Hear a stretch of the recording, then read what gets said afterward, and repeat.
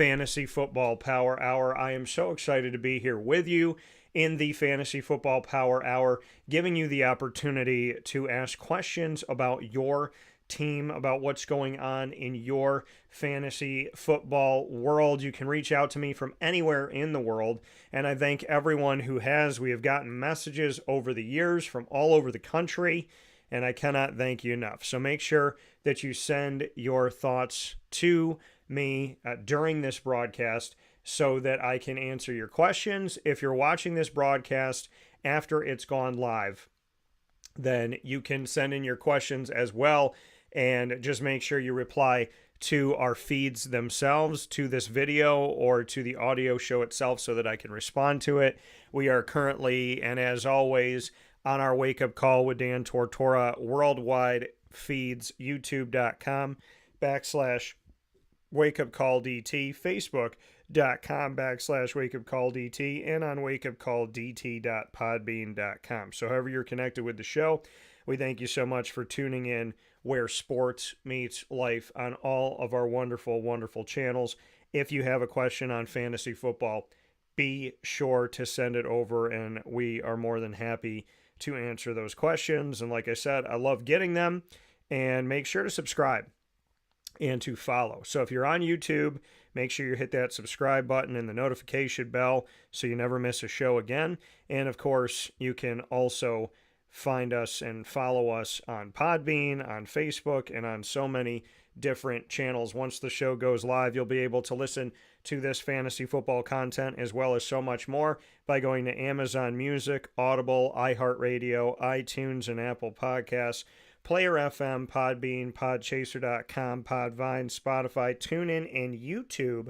All you have to do is search Wake Up Call with Dan Tortora, or one word, Wake Up Call DT. Always happy to be with you, and always happy to have the conversations that we get to have here. So make sure you search Wake Up Call with Dan Tortora, or one word, Wake Up Call DT, on any one of these channels, and we can chat. And of course, when it comes to fantasy or with anything, always happy to help and always happy to speak with people from all over. So thank you for your support, and thank you for your positivity. With that being said, it's time to get into week 2 of the NFL. You're going to know exactly where I'm at by me circling what's going on here. So we're going to start, as we always do, with Thursday Night Football. So I'm going to circle that here first in the Fantasy Football Power Hour. Not one of, not a, but the Fantasy Football Power Hour, proudly presented by the wonderful team at the Wildcat Sports Pub on 3680 Milton Avenue in Camillus, New York. So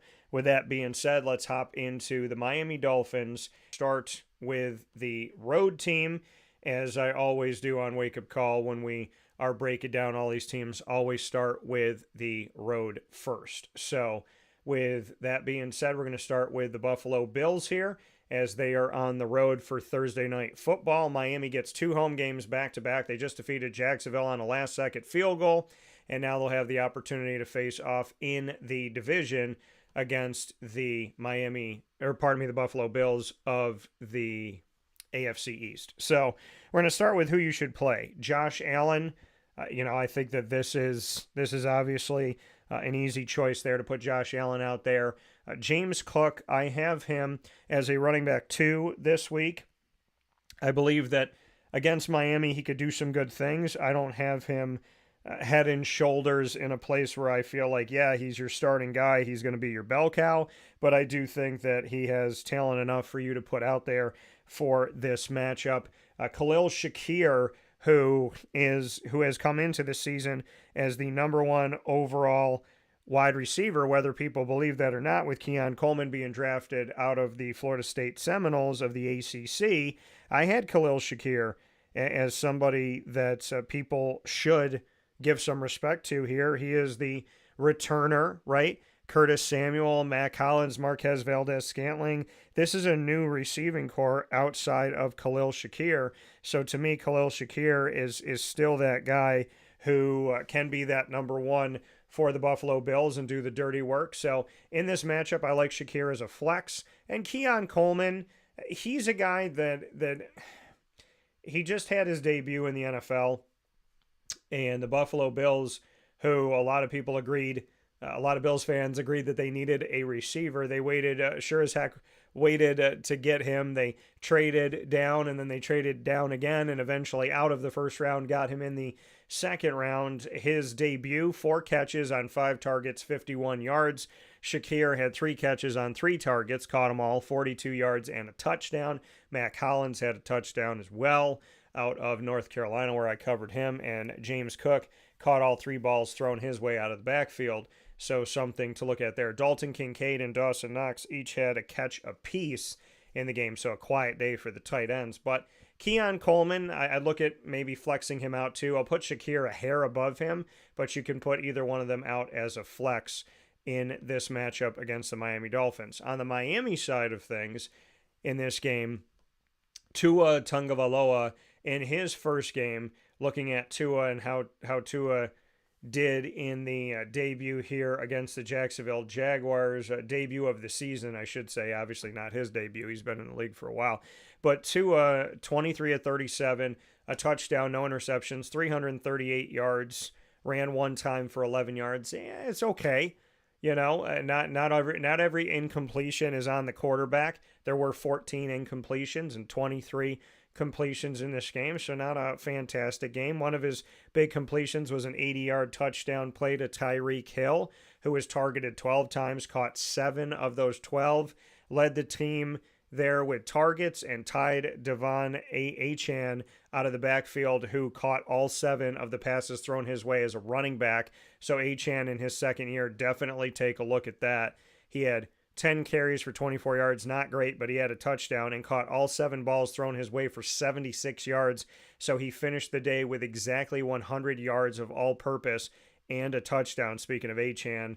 And yeah, so I mean, I got Tua obviously below Josh Allen in this game. I have him as probably a quarterback 2 this week. Achane I have as definitely a running back you got to put in your 1 to 2 deep out there. I do like him and what he's been doing, catching the ball out of the backfield. Jalen Waddle had over 100 yards. Tyreek Hill had over 100 yards. I think you got to play them both. Tyreek is a 1, Waddle is a 2, in my opinion. And beyond that, tight end-wise, Durham Smythe is not somebody that I would put a lot of fantasy value in right now.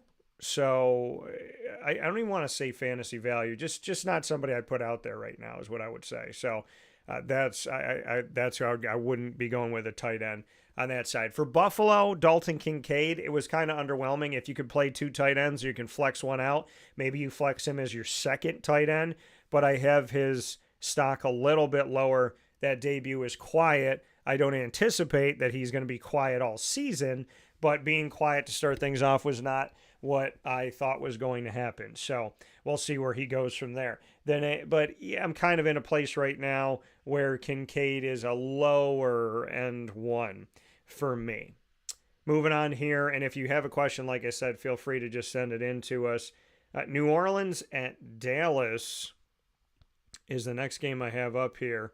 So let me just make sure I have all my 1 o'clockers, because they're in order on some of these and then out of order in others. So yeah, Baltimore and Vegas is a 1 o'clock game. It's just a little bit higher on here. So we're going to go to the Raiders, on the road, the Raiders going up against the Baltimore Ravens. And obviously that is an ode to somebody that I grew up watching and looked up to in the sportscasting world and got to meet and speak with and tell how much I appreciate him, and got some really kind words back from him, which meant the world to me.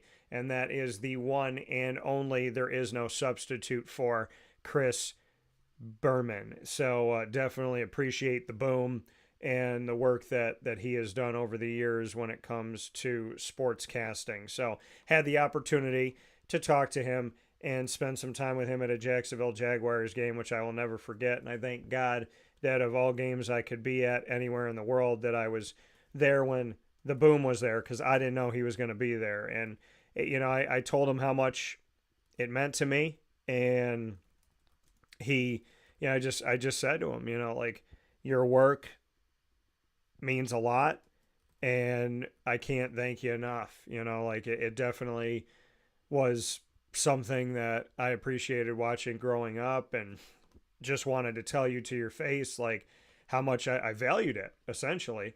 And, he thanked me, and then he came back and he put his hand on my shoulder, and he said, I just wanted to let you know.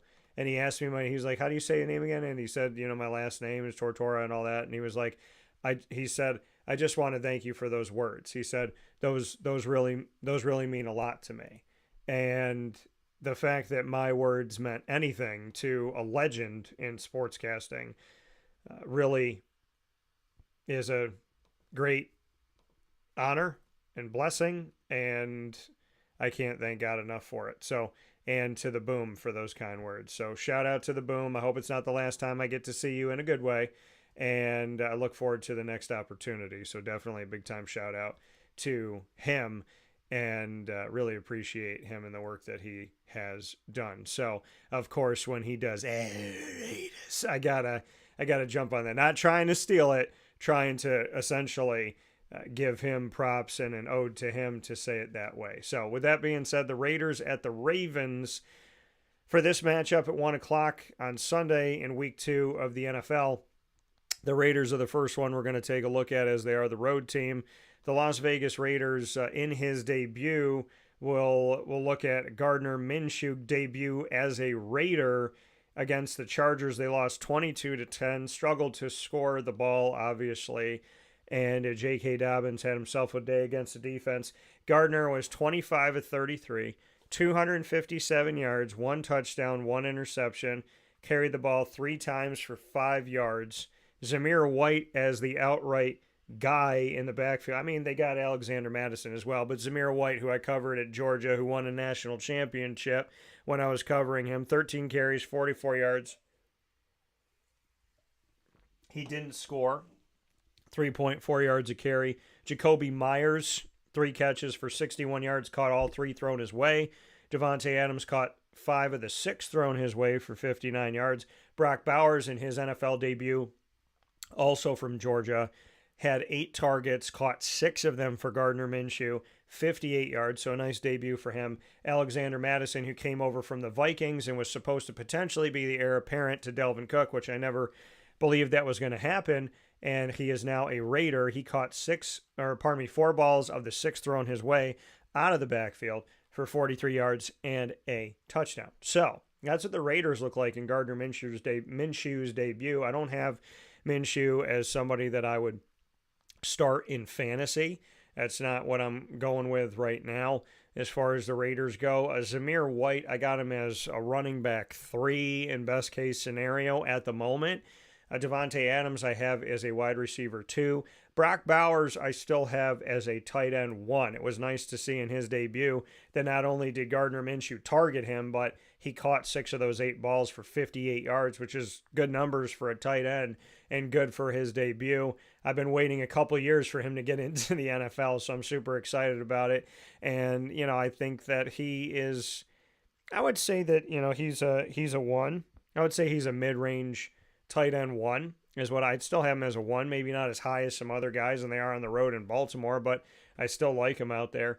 Lamar Jackson is undisclosed, questionable here, so just watch that. If Lamar is able to go, then Lamar is obviously a QB1.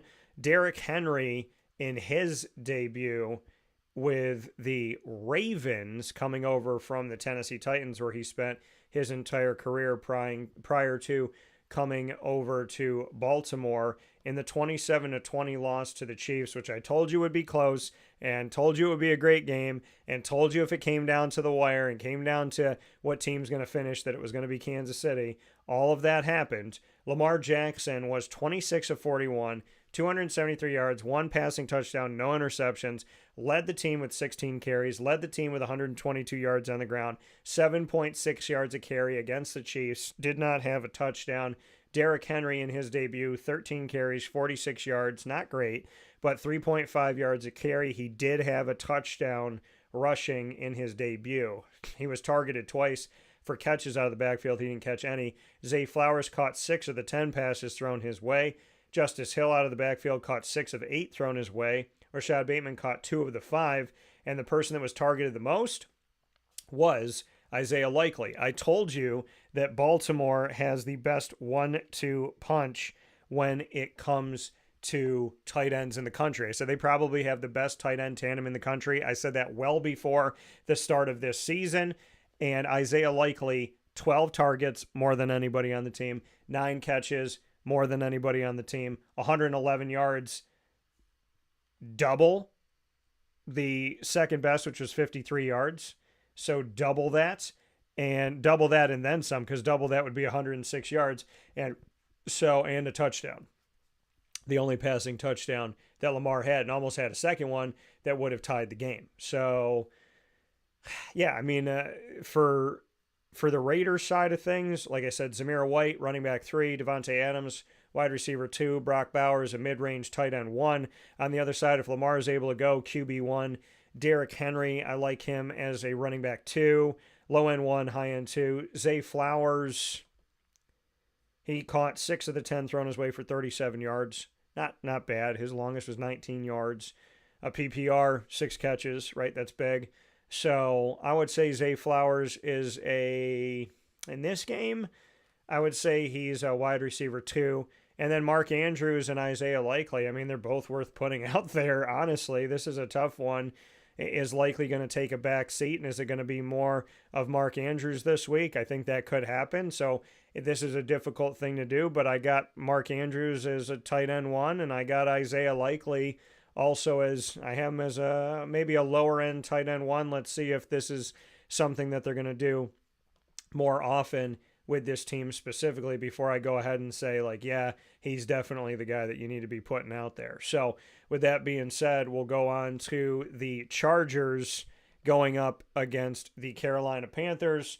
The Chargers won in the debut of Jim Harbaugh as their head coach and the re-debut of Jim Harbaugh as a head coach in the NFL after he had led the San Francisco 49ers to success before Kyle Shanahan had done that. So we'll start with the Chargers first, as they are the road team heading to Carolina.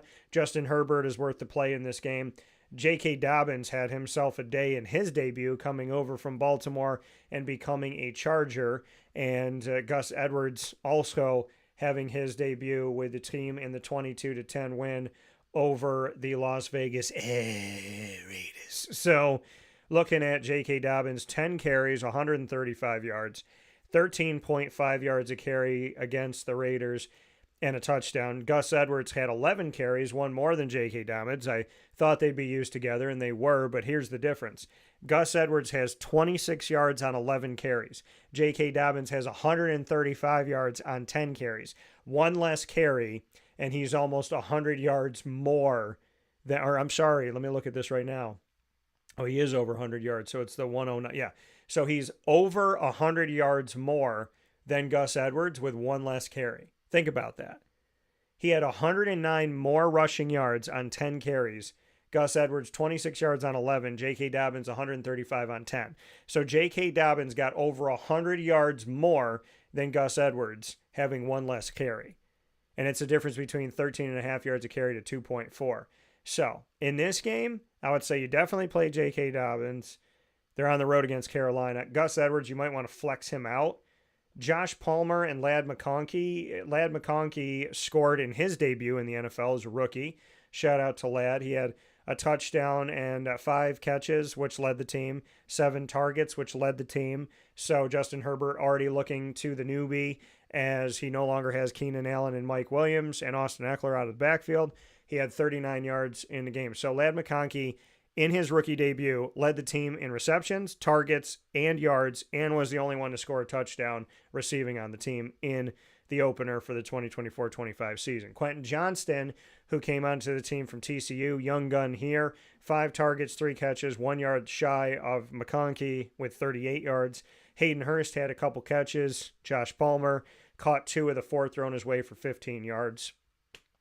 J.K. Dobbins caught 3, all 3 thrown his way, and Gus Edwards caught the only one that was thrown his way. So for the Chargers in this game, I would say Josh Palmer, wide receiver 3. I would say Ladd McConkey, based on how he debuted. I'm going to say wide receiver 2 on your team, especially because of the matchup against Carolina. So I think Justin Herbert J.K. Dobbins and Ladd McConkey have the most value for the Chargers, and I think there's some value there in Gus Edwards and Josh Palmer. I also think there's some value in playing the Chargers defense going up against Carolina and former number 1 overall pick of 2023, that being Bryce Young. I would not play Bryce Young in this game. When you look at what the Panthers did last year, they were the worst team in the NFL. And I said going into the season, with months before the season started, that there's a good chance they could be the worst team in the NFL this season. I don't want to see that for them, but they definitely started off with me being right on that prediction, losing on the road to the Saints in division of the NFC South 47-10, at a point where New Orleans could put in their backups to end this game. Bryce Young was 13 of 30 for 161 yards, no touchdowns, 2 interceptions. Miles Sanders, 5 carries for 22 yards. His longest carry was 8 yards. So you take that 8-yard carry away, he had 4 carries for 14 yards besides that. Speaking of 14 yards, Chuba Hubbard did worse than 4 carries for 14 yards. He took his 6 carries, 14 yards. Bryce Young had a touchdown on the ground, 4 carries for 12 yards. Mike Boone, 4 carries for 7 yards. None of this is good. Adam Thielen, 49 yards to lead the team receiving. Caught 3 of the 4 thrown his way. Jonathan Mingo, who was drafted last year with Bryce Young, 40 yards on 2 catches on 5 targets. Xavier Legette, in his rookie season for Carolina, in his debut in the NFL, 7 targets, more than anybody on the team, 4 catches, more than anybody on the team, 35 yards. So good for a guy you might flex out. Deontay Johnson, coming over for the Steelers, targeted 6 times, caught 2 of them for 19 yards. Just not great. Jordan Matthews is there too, who is a former Philadelphia Eagle. I mean, Xavier Legette in a deep league to flex out as a wide receiver 3 or 4. And maybe do the same thing with Deontay Johnson. Outside of that, I'm not touching the Carolina Panthers with a 10-foot pole when it comes to fantasy football. If you have a question, send it in to any one of our feeds, youtube.com/wakeupcalldt, facebook.com/wakeupcalldt, and on wakeupcalldt.podbean.com. Next game we're going to go to, the New Orleans Saints, coming off of that 37-point win over the Panthers at home, and the Dallas Cowboys, they had a substantial win themselves, as the Dallas Cowboys started off this season with a win on the road, 33-17 over the Cleveland Browns. They can't seem to figure it out. So let's go to looking at this matchup. First and foremost, we're going to go to the road team, which is the New Orleans Saints. Now, you got to temper. I'm not going to say that they're not talented players, because they are. I'm just going to temper your expectations a little bit, because they were playing Carolina, and Carolina was an abysmal team last year, and it literally looks like they're continuing all these months in between the end of last season to the beginning of this season for them, and they look like they're just tacking on the 19th regular season game of last season, the 18th regular season of last 18th regular season game of last season, as opposed to having the first game of this season. It looks like the Carolina Panthers, who played 17 regular season games with everybody else last year, is having number 18, as the bleeding doesn't seem to have stopped from last January. The New Orleans Saints, Derek Carr, 19-23, 200 yards, 3 touchdowns, no interceptions. Again, he was playing up against the Carolina Panthers, so temper that a little bit. Jamal Williams scored. Alvin Kamara scored. Jamal and Alvin shared the ball here. Jamal had 11 carries. He took them 38 yards and a touchdown, 3.5 yards carry, And then Alvin Kamara had 15 carries, 83 yards, 5.5 yards a carry, and his touchdown.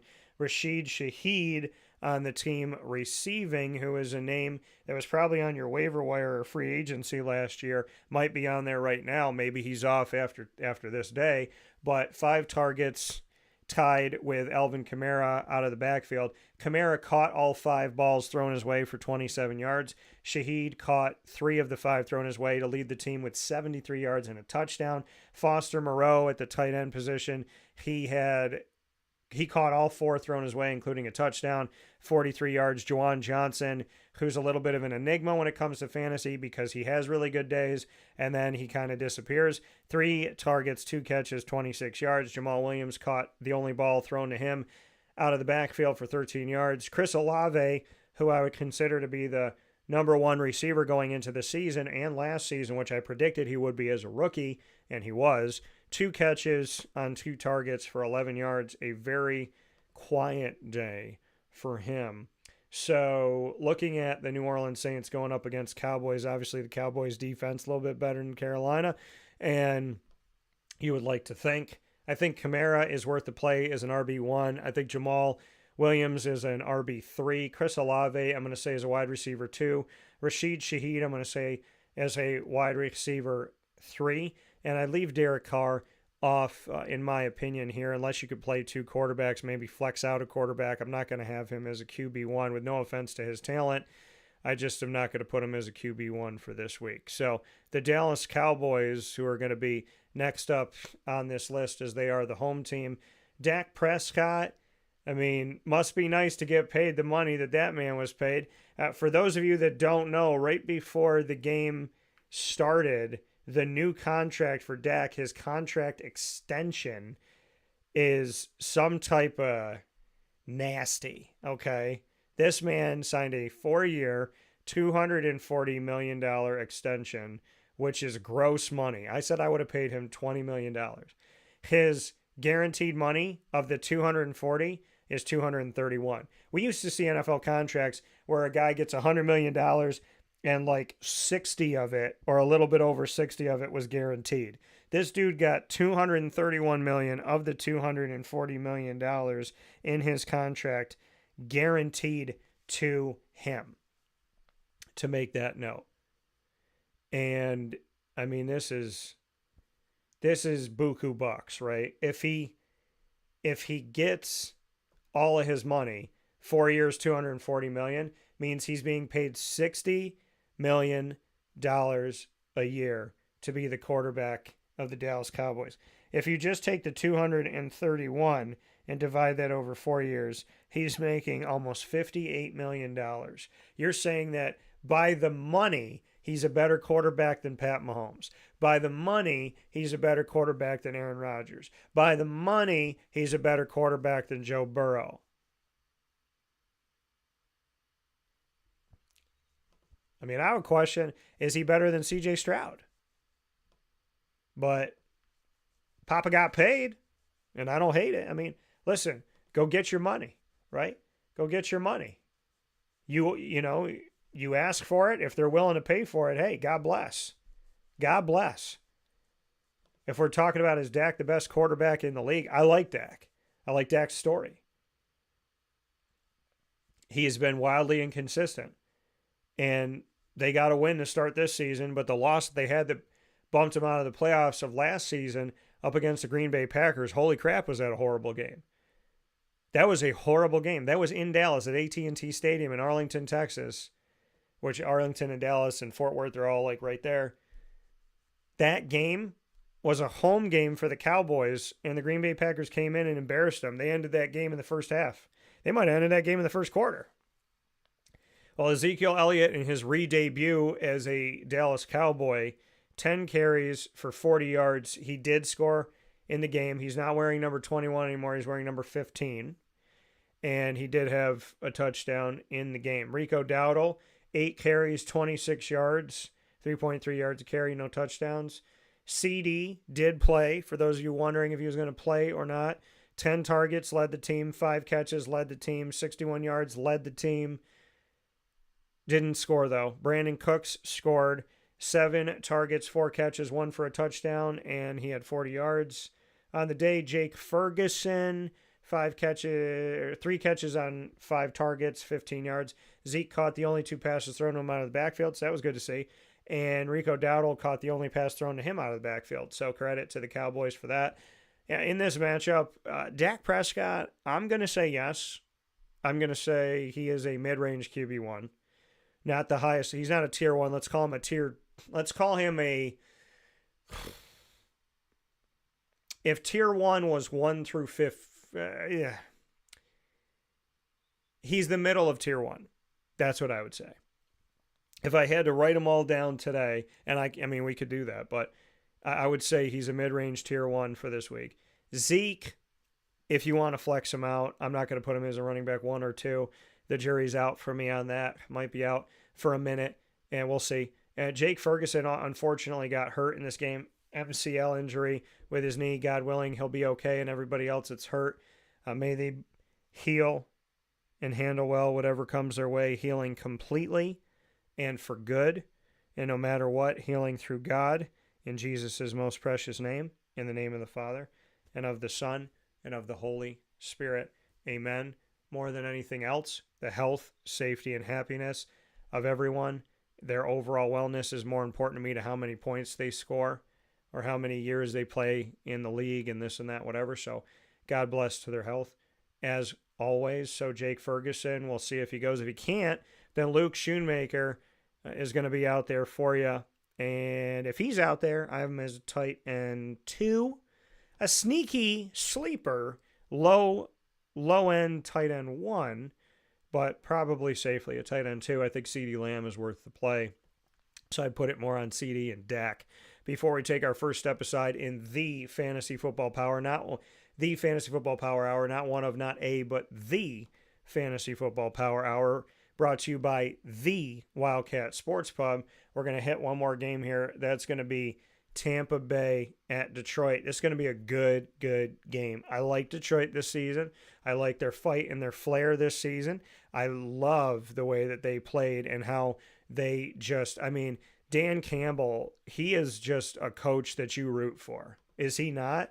I mean, he's just that dude. He's just that hungry dude. He's that coach that gets it. He gets the game. He's, you know, we're going to run it down your throat. You're not going to stop us. We're in overtime and we're going to beat you. And we're literally going to pummel you. We're going to run it and run it and run it. And you're not going to be able to stop us. We're going to push you around the yard. And they absolutely did that. It showed the type of coach he is, in my opinion. And shout out to that awesome game. First overtime game of the NFL 2024-25 season. Just so happens to be in the first week of the season. Just so happens to be the 2 quarterbacks that were traded for each other. Matt Stafford from Detroit to Los Angeles to the Rams, won a Super Bowl in his first season there, and Jared Goff traded to Detroit from the Rams. And, you know, me thinking that Jared Goff was maybe a placeholder for a season, and then I thought they were going to go and draft somebody, and he ended up showing up and proved me wrong. So shout out to Jared Goff and the work that he's done. Baker Mayfield proved me wrong too. I've called him Johnny Manziel 2.0. And Baker Mayfield has had a resurgence of his career. He essentially looks like he was never in Cleveland, as he has rewrote his story in Tampa in a huge way. Coming there and being the quarterback after Tom Brady left, and the question being, can this team win without Brady? And obviously, Tampa can. And credit to the Tampa Bay Buccaneers for the work that they have done, and the fact that, you know, Baker Mayfield showed that this team has a lot of fight in them, and it wasn't just Tom Brady that was doing it here. We look at them last season, and they finished the season with a record of 9-8. So give them credit where credit's due. They were 9-8 in the regular season, and then they went and faced off against the Philadelphia Eagles and knocked out Philadelphia 32-9. And then they fought like hell against Detroit on the road in the playoffs, 31-23. They lose that game. So they end the season with a 10-9 overall record, 9-8 in the regular season. And Baker Mayfield putting in some tremendous work, sans Tom Brady. So shout out to Baker and the work that he did. And, you know, honestly, you know, who thought that after Brady it was going to work out? Remember what Baker had to do, right? Remember that Baker didn't just end up there. He was in Cleveland, and the question was, what are they going to do with him? Is he going to stay in Cleveland? And then Baker Mayfield ends up going off to the Los Angeles Rams, and Matt Stafford gets hurt, and he goes out and he shows that he can fight, in my opinion. I said if they go into the offseason with Matt Stafford and Baker Mayfield with the Rams, there's going to be a quarterback competition for who number one is going to be. And instead, he moves on to Tampa after playing a little bit of that time in 2022 for the Carolina Panthers. And look at what he's done. Look at what he has done. He had the most yards last season that he's ever had in the NFL in a season with 4,044. He had his best completion percentage that he's ever had in a season in the NFL last season in his first season with Tampa with 64.3. He's had the most touchdowns he's ever had in a season in the NFL last season with Tampa, his first season there with 28. So I think it's safe to say that Baker Mayfield has truly redefined his story and who he is and what he is to the NFL, right? So give him credit where credit's due. So I would say Baker Mayfield in this matchup, he's playing Detroit and he's going to be on the road. So I got him as a QB2, but I do respect him, and he has proven me wrong. Rachaad White, I got him as a running back 2 because of who he's playing. Mike Evans and Chris Godwin, somebody's going to get the touches here, right? If not, they both do. So I'm going to say that for these two gentlemen, and Jalen McMillan, who comes to the team from Washington, made his rookie debut with the Tampa Bay Buccaneers last week. And in that win at home 37-20 over the Commanders, who were having the debut of Jaden Daniels at quarterback. And Jalen McMillan caught only one of the 3 targets thrown his way, but it was a 32-yard touchdown. So Jalen McMillan in his debut from Washington, coming off of having passes thrown to him from Michael Penix Jr. and making it to the college football playoff, had himself a nice game one in the NFL. So I like Mike Evans. I like Chris Godwin. I would say either one of them is a wide receiver 2, in my opinion, because they're splitting time. So it's hard for me to say that's an outright 1. But when I say they're a 2, I'm telling you to put them out there and you're too deep. Rachaad White, like I said, I temper that a little bit. Baker Mayfield, I want to tell you he's a QB1, but I'm tempering that just a little bit. I think Jared Goff here at home, I got Jared Goff as a low-end 1, high-end 2. They're playing Tampa Bay's defense. I got both of these quarterbacks as a potential QB1, but living in the world of low-end 1, high-end 2. David Montgomery, a definite running back to put out there, and Jahmyr Gibbs. Again, these guys are splitting time, so it's hard for me to say like this is like an outright 1 all day, every day. But, I mean, they both get 1 numbers. That's the thing, is they're both out there getting numbers like they're a 1. Last year, they both finished the season with double-digit touchdowns. So there's something to be said about that. And in the 26-20 home win over the Rams on Sunday Night Football, we saw Montgomery 17 carries, 91 yards, 5.4 yards a carry, a touchdown. Jahmyr Gibbs, 11 catches, 40 yards, 3.6 yards a carry, a touchdown. Jahmyr Gibbs caught 4 of the 6 passes thrown to him out of the backfield. David Montgomery caught the only pass thrown to him out of the backfield. So these guys both have to play for you, is what I'm saying. They both have to play for you. I would have them out there as my 1 or 2. I mean, however many running backs you start, make sure that they're in there, is what I would say to you.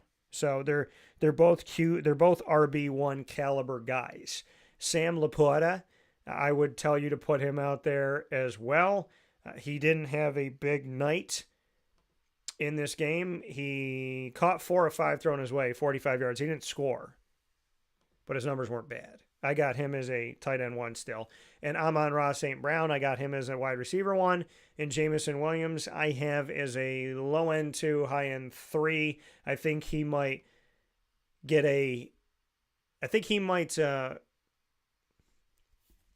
show up in a big way. I see him as having a home run touchdown in this game. So I got him as probably maybe a flex guy for you, but a low end 2, high end 3. I'm going to do one more before we take a break. The Colts at the Green Bay Packers. So let's do the Colts first here.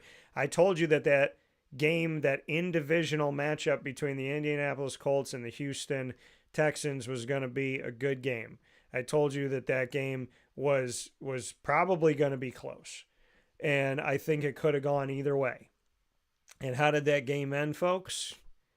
It ended with the Texans winning by 2, 29-27, with 2 quarterbacks that were drafted last year. One who became the offensive rookie of the year in C.J. Stroud for Houston, and one who we didn't get to see because he got hurt, and that being Anthony Richardson. So Anthony Richardson, we go back and look at last season for him, and last season for him was 4 games. Right? It was 4 games, 3 touchdowns, 1 interception, 577 yards. It started off good, right? In 4 games, he was more than halfway to 1,000 yards as a rookie.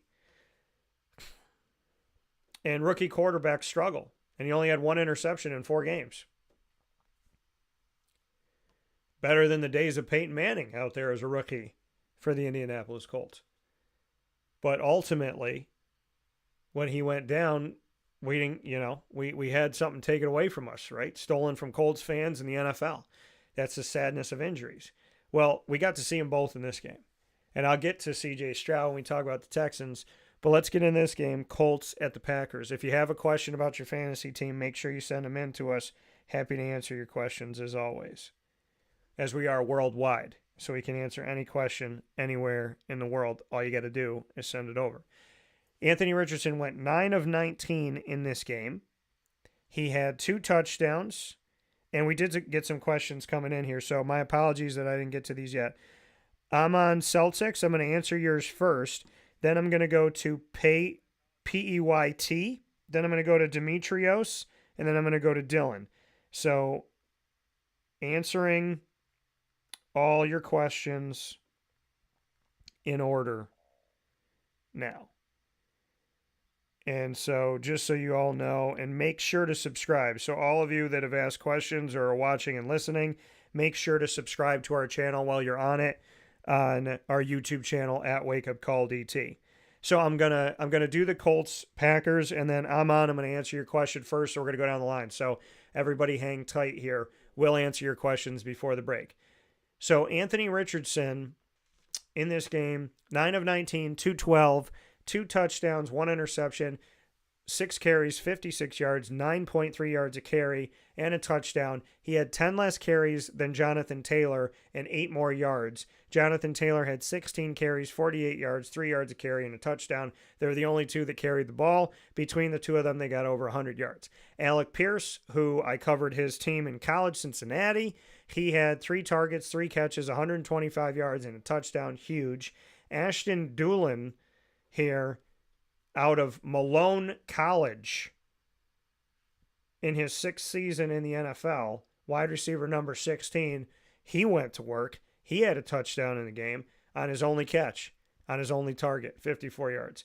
Michael Pittman, 4 catches on 8 targets, led the team in targets and catches, but didn't lead the team in yards. 31, did not score. Adonai Mitchell, in his debut in the NFL, 5 targets, caught 1 of them for 2 yards. So that's a note to make here for the rookie out of Texas, drafted 52 overall in round 2 by the Indianapolis Colts. So who I would play in this game?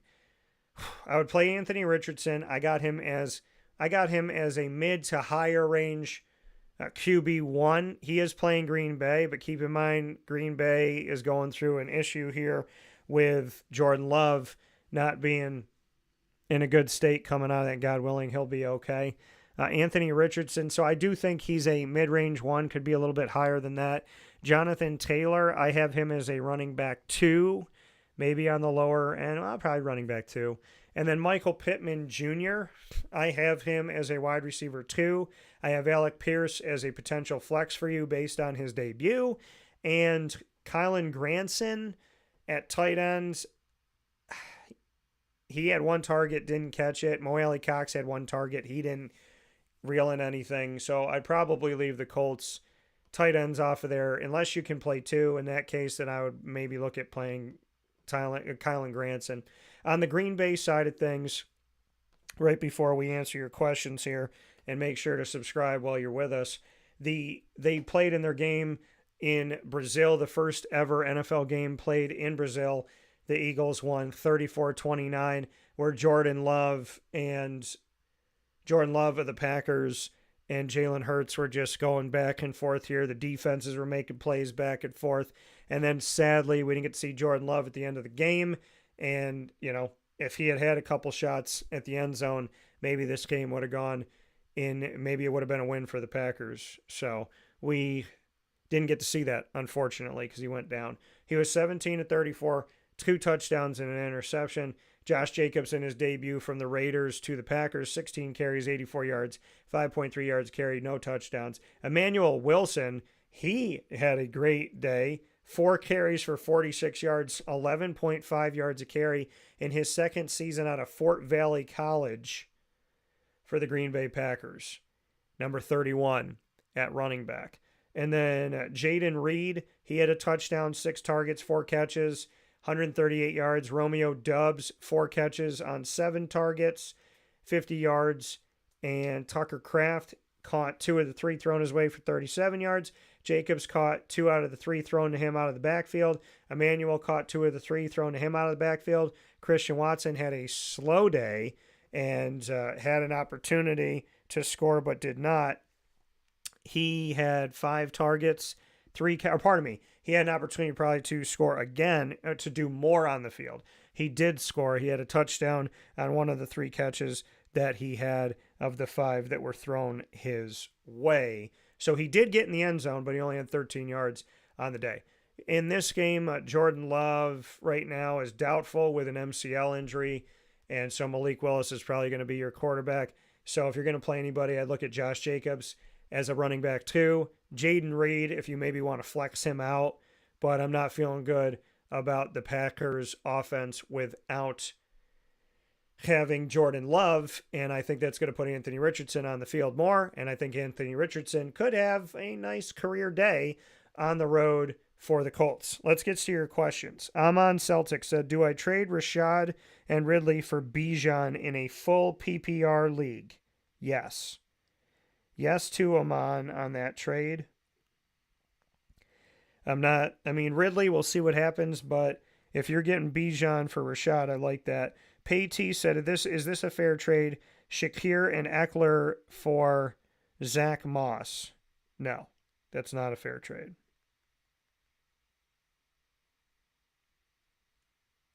But what side of that are you on, Payt or Pate? So tell me what side of that you're on, because PEYT that asked the question, if you're getting Shakir and Eckler, go for it all day.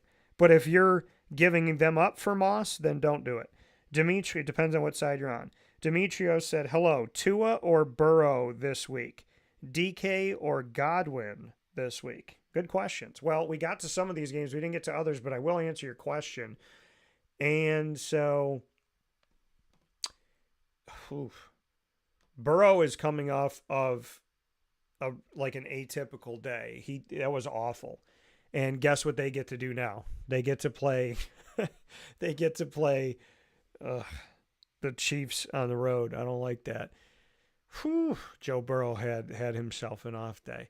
So, I guess between the two of them, Demetrios, right now, Miami's at home against Buffalo, then I would say, I would say Tua. I would say Tua over Burrow, just because I'm a little concerned with where Burrow's at right now. And I know it's just 1 week, but I don't want to put you in a situation where here they are going to play Kansas City, and we know that Kansas City can score and move the ball on offense. And if Joe Burrow is already struggling, I just don't like that matchup. And then Demetrios said DK or Godwin this week. So DK is at the Patriots and Godwin is at the Lions. I like Godwin. I do. But I'm going to say DK because of the matchup. So I'm going to say DK to you, Demetrius. So you have this. And like I said, make sure if you haven't subscribed to subscribe to the channel at Wake Up Call DT on YouTube, or you could just look it up, youtube.com/Wake Up Call DT. So, Demetrios, that's my answer to yours. And then Dylan said, question, start 2, Henry, Bigsby, Madison, Swift. My question is also PPR, by the way. So, Dylan, for you, start 2, Henry, Bigsby, Madison, Swift. Well, I don't like Alexander Madison, and I'm not a fan of that situation.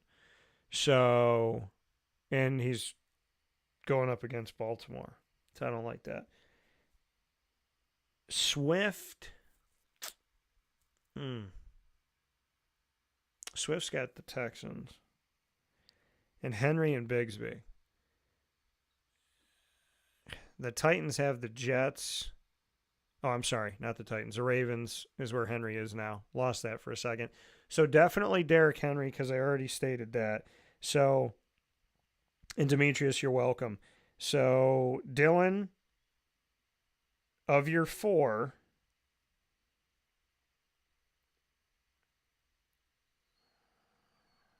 I would go Derrick Henry. And Tank's got Cleveland. I would go with... See, the tough part of this for me is I think DeAndre Swift, like, I want to pick him. I do. You know what I mean? And I think he's... I don't know why Philadelphia let him go, to be honest. And Caleb Williams throwing the ball is just blah. But to start off. So, I mean, I think DeAndre Swift is kind of like... But they're playing Houston. And if Houston makes them one-dimensional... Listen, he had 10 carries for 30 yards in his debut. It wasn't great with the Bears. So, I'm going to say Bigsby. I've interviewed Bigsby, too. So, I not that interviewing him makes him a better fantasy player. I'm just making a mention. I interviewed him. But I do like Tank Bigsby. Jonathan say, hey, man, I got requested a trade for Mike Evans for Devontae Smith, Raheem Mostert, Mark Andrews, and Christian Kirk. What person is on drugs with that? They want 4 players for 1?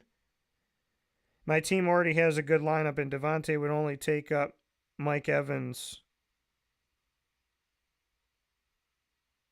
Yeah, Dylan, your concerns are my concerns, is that ETN is sharing time with Tank. And covering Jacksonville as closely as I have over the years, that's my concern too. So, I mean, I think if Tank was the number 1 back, it's no question, right? But DeAndre Swift going up against the Texans is a concern for me, and I don't trust Alexander Madison.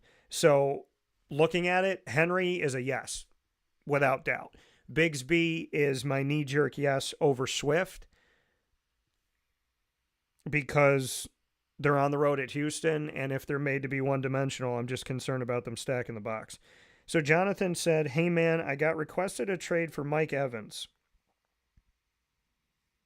for Devontae Smith, Raheem Mostert, Mark Andrews, and Christian Kirk. Here's the thing, though, Jonathan. Are you getting those 4 players?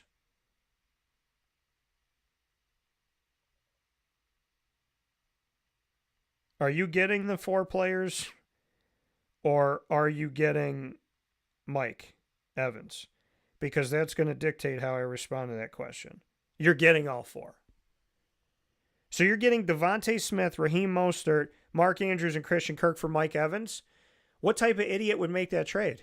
Yes. Yes. Take the 4. Take the 4. Take the 4. You got more upside. I mean, and I'm sorry. I probably shouldn't have said idiot. Idiot might be too harsh. I shouldn't call that person an idiot because I don't like being called names. What human being is making that offer? Yes, take it. Sorry for calling that person an idiot. You're not an idiot. I apologize. Name calling is not allowed here on the show. So, on or off the air. And Jonathan said, no, he is. So, but that's a very stupid trade. Great for you. Great for you. So, Jonathan, make the trade. Make the trade today, tomorrow, yesterday. Dylan said that guy sounds like the Giants front office. Hey, remember, please remember when the Giants were drafting in COVID times. Remember that when they put the general manager on camera in his office, seemingly by himself, he put his mask on. It was like, oh crap, I'm on camera. And he put his mask on in his office by himself. Let's remember that. And then J.K. Alex said, would I trade Pickens and Pollard for DK in PPR 10-man? Would I trade Pickens and Pollard for DK? No. Not yet. No, I wouldn't make that trade. And for anybody that just joined, make sure that you subscribe, including you, JK. Subscribe to our channel. We talk about fantasy football every week. We do it every Wednesday. We typically do it 10 a.m. to 11 a.m. Eastern time. We start a little bit late today, but we usually go well beyond. We call it the Fantasy Football Power Hour, and 99.9% of the time we go beyond an hour, especially if we're answering your questions, because I don't want to not answer a question, especially if it comes to us live. So if you're on the feed right now on youtube.com/wakeupcalldt, click subscribe, hit the notification bell, and you're going to be able to, I'm going to make I don't think we have one yet, but I'm going to make a fantasy football playlist on the YouTube channel, so you can go back and just see our playlists of every week.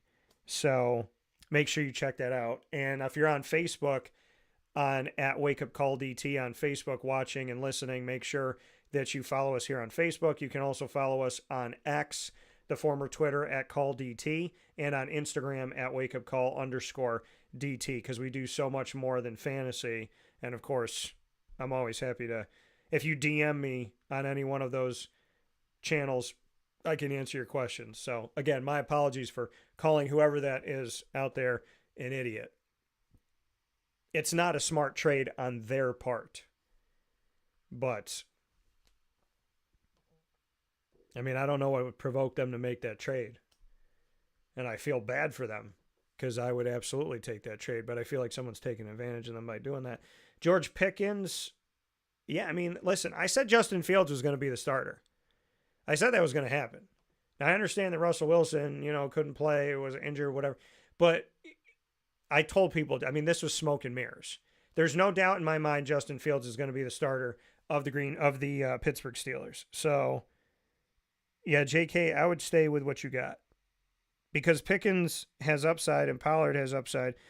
And DK, as much as I like him, he's sharing that with Jackson Smith and Jigba, and he's also sharing it with Tyler Lockett, where in the case of George Pickens, he doesn't have Deontay Johnson there anymore, maybe Kelvin Austin, but there's no true guy that's sharing that with him right now. JK said to me, Addison was dropping in 10-man league. How much would I drop? You have a $225 budget? How much does Addison cost right now?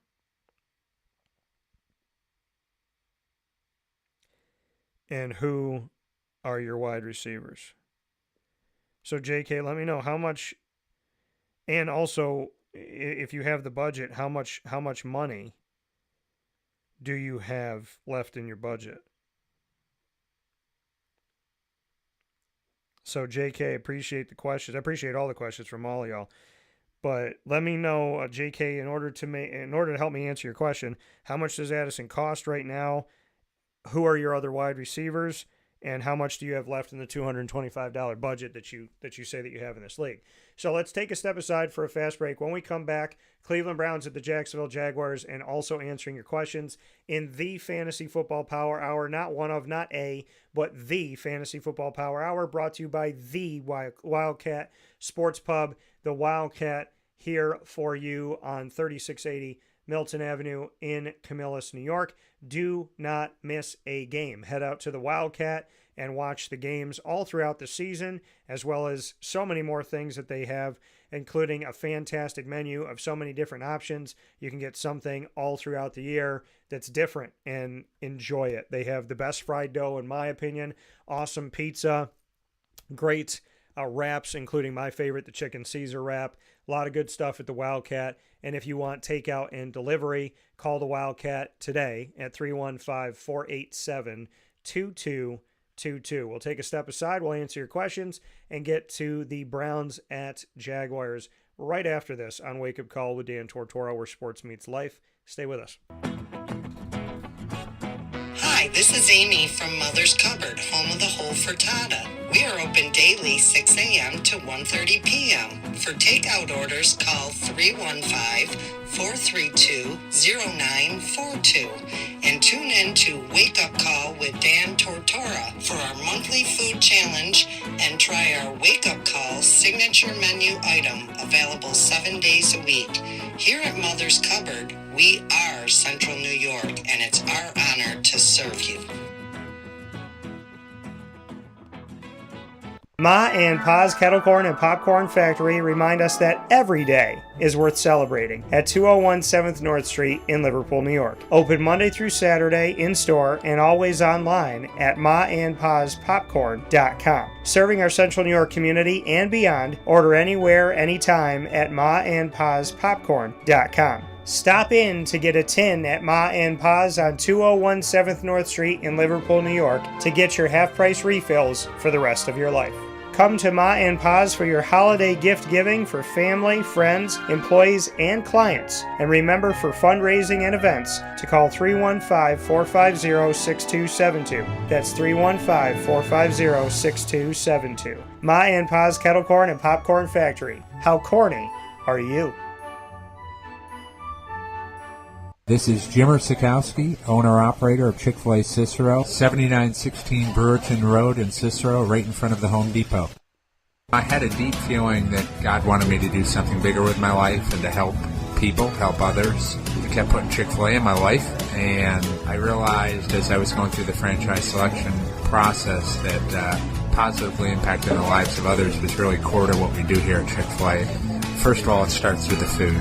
The food is brought in fresh daily. We bring in local produce. We prepare to order in the kitchen. We hand bread our chicken. We hand spin our milkshakes. It's great food. It doesn't taste like fast food. I think the second thing is the way people feel when they come in a Chick-fil-A restaurant. It's different. We try to treat people with intentional kindness here, which is very different and deeper than good customer service. And so I think it feels remarkable for most people to come in a Chick-fil-A restaurant. And then lastly, the impact that we try to have in the community is very different. It's a big part of the expectation of every operator of a Chick-fil-A restaurant is that they're actively engaged in their community, they're a leader in the community, and they're making a difference. When they realize that what we're striving to do is to shine a little light in their life, that's a very, very different experience than you will have in any other quick service restaurant. And it's that remarkable experience that I think people will emotionally connect with. And a welcome back here to Wake Up Call with Dan Tortora, where sports truly meets that thing called life. We are here inside of the Fantasy Football Power Hour, and I might as well just add an S to it, because we always go over an hour. Proudly presented by the Wildcat Sports Pub, 3680 Milton Avenue in Camillus, New York. If you are in Central and Upstate New York, we call the Wildcat home to our Central New York leagues. And so shout out to the Gridiron Gurus Wake Up Call League, as well as the Captains on Call Wake Up Call League that call it home.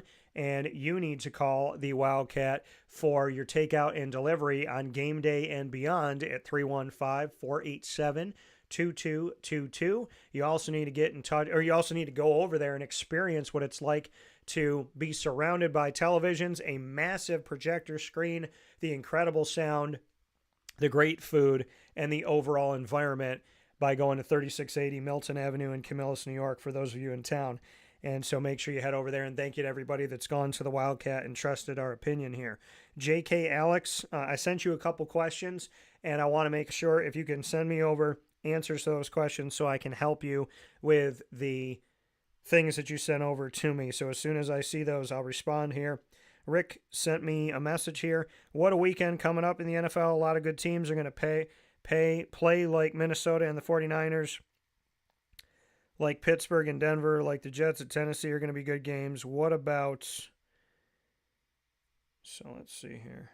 I can't see the rest of the message.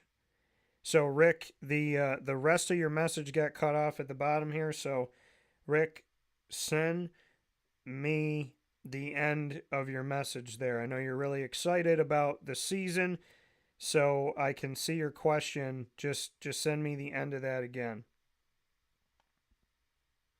But I appreciate you reaching out to us, Rick. Make sure to subscribe while you're on here, but whatever your question is, it cut off because I think maybe it ran out of words here, so just send that over to me, Rick. Happy to answer it. Next game we're going to do, Cleveland Browns at the Jacksonville Jaguars. Well, Deshaun Watson is en route to having more sexual assault allegations than touchdowns for the Cleveland Browns, and the drama continues, unfortunately. Facing a civil lawsuit now, and beyond everything else, and all jokes aside, whoever is involved, however they're involved, whatever is going on, I just pray for justice, I pray for peace, and the health, safety, and happiness of every single person involved, more than anything. In the name of the Father, and of the Son, and of the Holy Spirit. I pray for that in Jesus' most precious name, because I don't like hearing about this stuff with anybody. So, God be with everyone involved. Jerome Ford, I have him as a running back 2. Deshaun Watson, I'm not touching that with a 10-foot pole. Amari Cooper, I would say, is a... Well, he went up against his old team, the Cowboys, who never finished his contract there as they moved him. He had 2 catches on 9 targets for 16 yards. Not great. Not great at all. I mean, Jerry Jeudy in his debut as a Brown coming from the Broncos, where he had spent his entire career prior to, he had a touchdown in his Cleveland debut. He had 8 targets, caught 3 of them, had 25 yards. The Deshaun Watson thing is, I mean, you might as well stop calling him Deshaun and just start calling him distraction. If you want to flex out Jerry Jeudy, be my guest. I think with everything going on there, I would just look to Jerome Ford as a running back 2, and that's it. Jaguars, I would look at Travis Etienne as a RB1. I would look at Tank Bigsby as probably a flex out RB3. Christian Kirk is good for possession stuff, in my opinion. Him being healthy for the Jaguars, God willing, all season long, that can create some really good moments for them.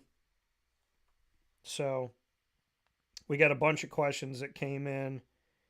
So I'll be answering these questions momentarily. And make sure to subscribe while you're on the channel. So for those of you that are on any of our channels, including YouTube, make sure to subscribe, youtube.com/wakeupcalldt. Click subscribe and hit that notification bell. Appreciate your questions and appreciate you subscribing as well. Tank, 12 carries, 73 yards last week in a loss on the road to Miami, which was his best day by far since coming to the NFL. Travis Etienne, 12 carries as well, 44 yards and a touchdown. Gabe Davis in his debut from the Bills to the Jaguars, 3 catches, 3 targets, 62 yards. Brian Thomas Jr. in his NFL debut as a first-round pick, the guy that I predicted that they would pick, and they traded down 4 spots and still got him. Caught all 4 passes thrown to him from Trevor Lawrence in his NFL debut, 47 yards, and had the only touchdown from Trevor Lawrence of the day. That is an awesome rookie debut, in my opinion. Christian Kirk only caught 1 of the 4 that were thrown his way for 30 yards.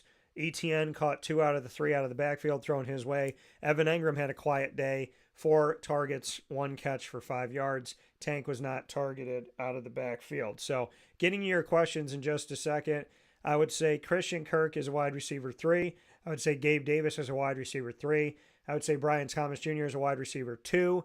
I would say Evan Engram is a low-end tight end. I like him. I still like him as a tight end 1. I don't like the week he's coming off of. I know it's just 1 week, and I'm not completely feeling great about the Cleveland Browns defense, but I know that Trevor goes to Evan typically, especially late in the game when he needs help. So I don't necessarily think this is going to be the toughest of games this season for the Jaguars, and I'm going to say Evan's a tight end 1. I just would temper my expectations a little bit, maybe make him a mid-range, but I like Evan Engram. I like Kirk and Davis as probably 3s for you. Brian Thomas is a 2. Travis Etienne is a 1. Tank Bigsby. If you get to play 3 or 4 running backs, I'm okay with you putting him in as maybe 3rd. Trevor Lawrence in this game, I got him as probably a low-end 1, high-end 2 at quarterback. But I do like the weapons out there. Let's get to your questions because I got a ton of them. And if you haven't subscribed, make sure you subscribe. Nolan said, how many fantasy leagues are you in? How many are money leagues? I'm in a bunch of fantasy leagues, dude. I'm in them all the time. I don't do money in my leagues. The reasons why I don't do money in my leagues is because I took an oath when I became a broadcaster over 20 years ago that I was not going to bet on things in sports because I felt like it could be perceived that I have an unfair advantage knowing players and covering teams, and I'm all about doing things with justice and morals and values. So not that you can't gamble, just as a broadcaster, I didn't think it was a good look, so I took an oath and have stayed true to that. So thank you for that question. Preston, thoughts on trading away CMC for Saquon?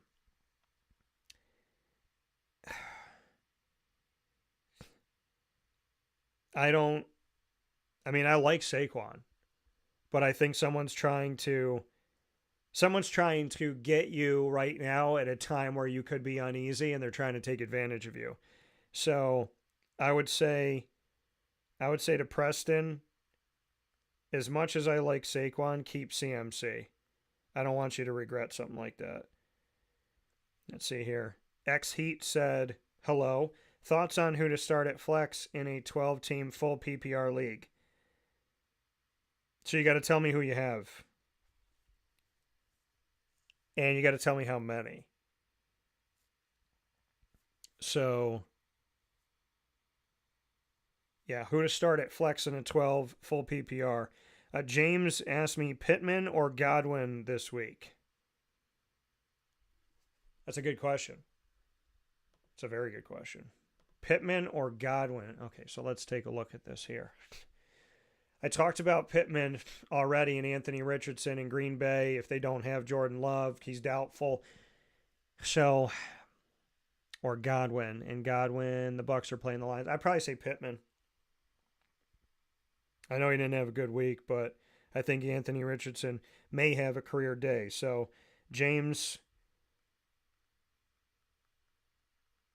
I'm gonna say Pittman for you. And make sure to subscribe on our YouTube channel at Wake Up Call DT if you're here on the channel. X Heat, you said Shaheed, Dobbins, Najee, or Lad McConkey. My question to you, X Heat, is how many are you asking me to start? How many of the ones you gave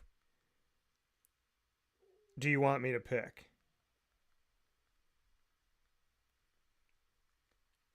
Is it one of those 4 or is there multiple? Because that's going to change my answer. So make sure you send that over to me. Just one, he said. Okay. So, Shaheed, Dobbins, Najee, or Lad McConkey. So Lad is playing Carolina. I like that matchup. Dobbins is also playing Carolina on the same team. Najee, no, not right now. And Shaheed. Between Dobbins and Ladd, I would say Dobbins and your flex spot. So I would say Dobbins over Ladd, but I like them both for their matchup at the Panthers. So thank you, Heat, for that question. Make sure to subscribe. What else we got here?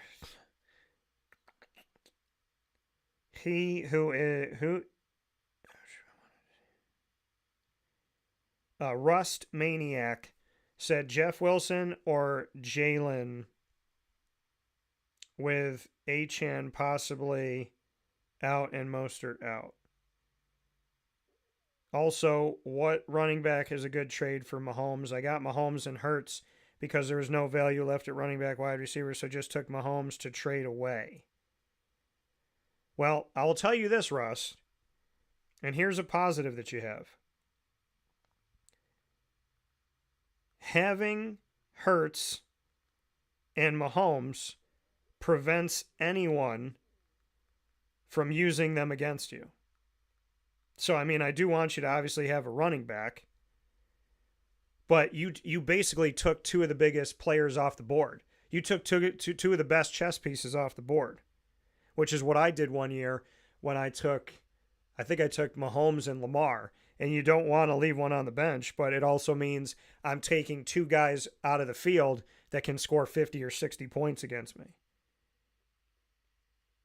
So X-Heat said, thank you, you're welcome.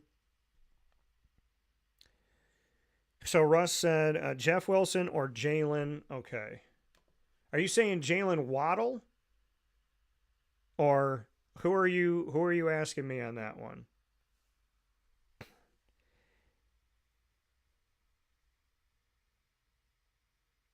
Let me just make sure I have that correct, Rust, because there's a bunch of different guys. I mean, Jeff Wilson Jr., Achane, I don't like that situation. And, I mean, Mostert with him being out. But Achane, and I had said earlier on here in the show, he's a game-time decision. So I said to play him, but his ankle has left him as a game-time decision, and Raheem Mostert with a chest injury is out. I mean, if Achane is able to go, I like Achane. If he's not able to go, the unfortunate is he's a game-time decision like CMC was, which puts you in a terrible spot that I don't want you to be in. So, I mean, you said what running back's a good trade for Mahomes? You got to tell me what running backs are available, Rust, and I can help you with that. Just let me know who's available. Nolan said Ladd is a good hold, though. I agree. Like I said, if I had to choose of the four that I was given, Shaheed, Dobbins, Najee, or Ladd, I would pick Dobbins first, then Ladd, then Shaheed, then Najee if I was doing that in that order. And then, let's see here. I'm going Dobbins over Devontae Smith. So of the four you gave me, I gave you Dobbins, but now you're telling me Devontae's involved. That might change things. So, Rust, let me know, like, who is your team? Give me all your starters, and then let's go from that. And then I can help you out here.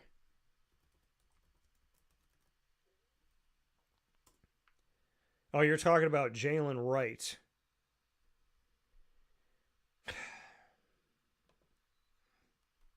So, Jalen Wright at running back for the Dolphins.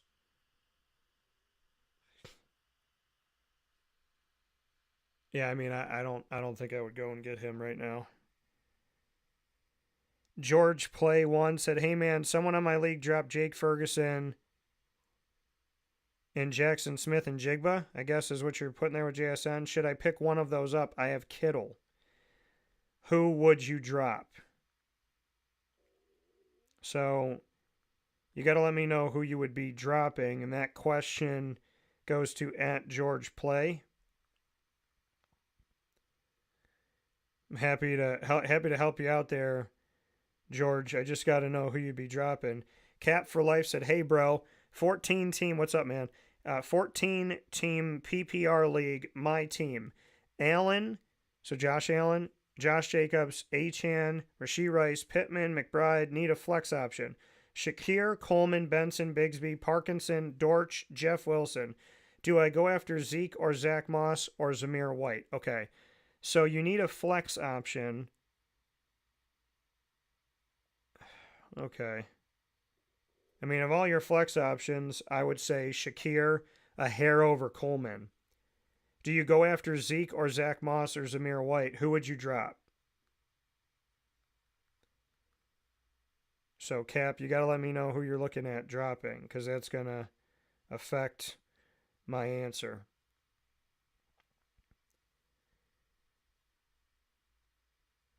Russ said Dobbins is playing Carolina. Yeah, no, that I agree with that. Z. Smitty said, I traded Mark Andrews for Dobbins. I have Likely and Ferguson. Thoughts? I'm okay with it.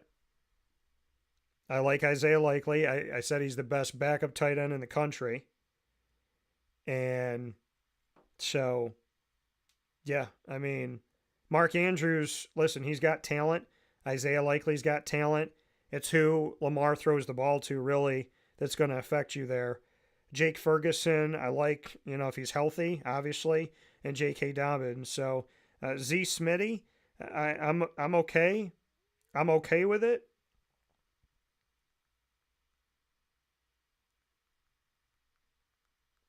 As long as Likely stays a top target, right?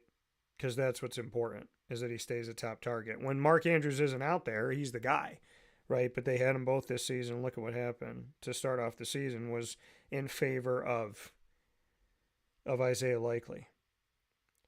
Cap asked me if he should drop Colby Parkinson, and yeah, I mean, I'm totally fine with you doing that. Let's see the question that came in here. So let's go back to what you had, Cap. So Cap said, do you go after Zeke or Zach Moss or Zamir White? So, Cap, I'm okay with dropping Parkinson and going for, if I had to choose, I would say going for Zach Moss first of the three that you gave me. And then Russ said I was referring to two on my fantasy team, so it gets a little confusing. Okay, so Russ, Devontae Smith, you should be playing. The four guys that you gave when you said choose one of these four, of the four you gave me, of the information that you gave me that was allotted to me, that's why I picked Dobbins. If you're putting Devontae in there, it could change my scenario. But if he's not in there, if it's J.K. Dobbins and it's McConkey and the crew, then I'm still going Dobbins and McConkey. Preston said, thoughts on trading Jordan Mason and Chris Godwin for Kyron Williams? No.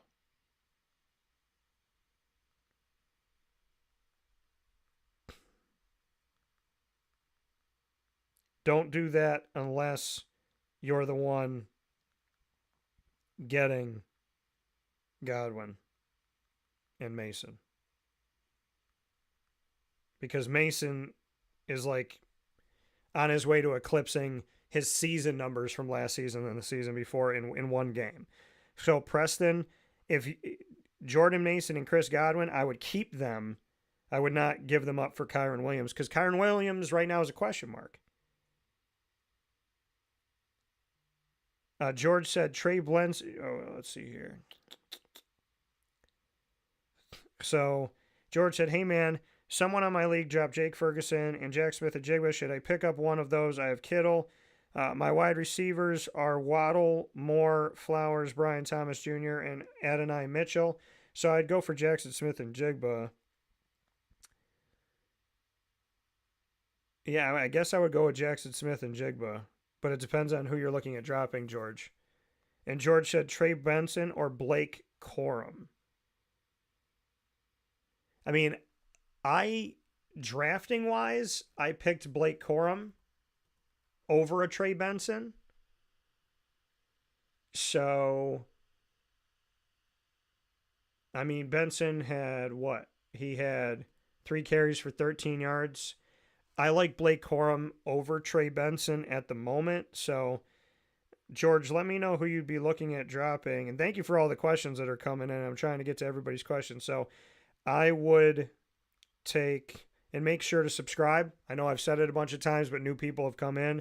If you're on any of our channels, youtube.com/wakeupcalldt, make sure to subscribe.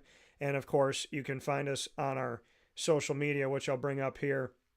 Facebook at wakeupcalldt, X at calldt, and Instagram at wakeupcall_DT. If you need to get to me instantaneously, you can shoot me a DM, especially if it's on like the day that you're setting your lineup. So make sure you send that over to me.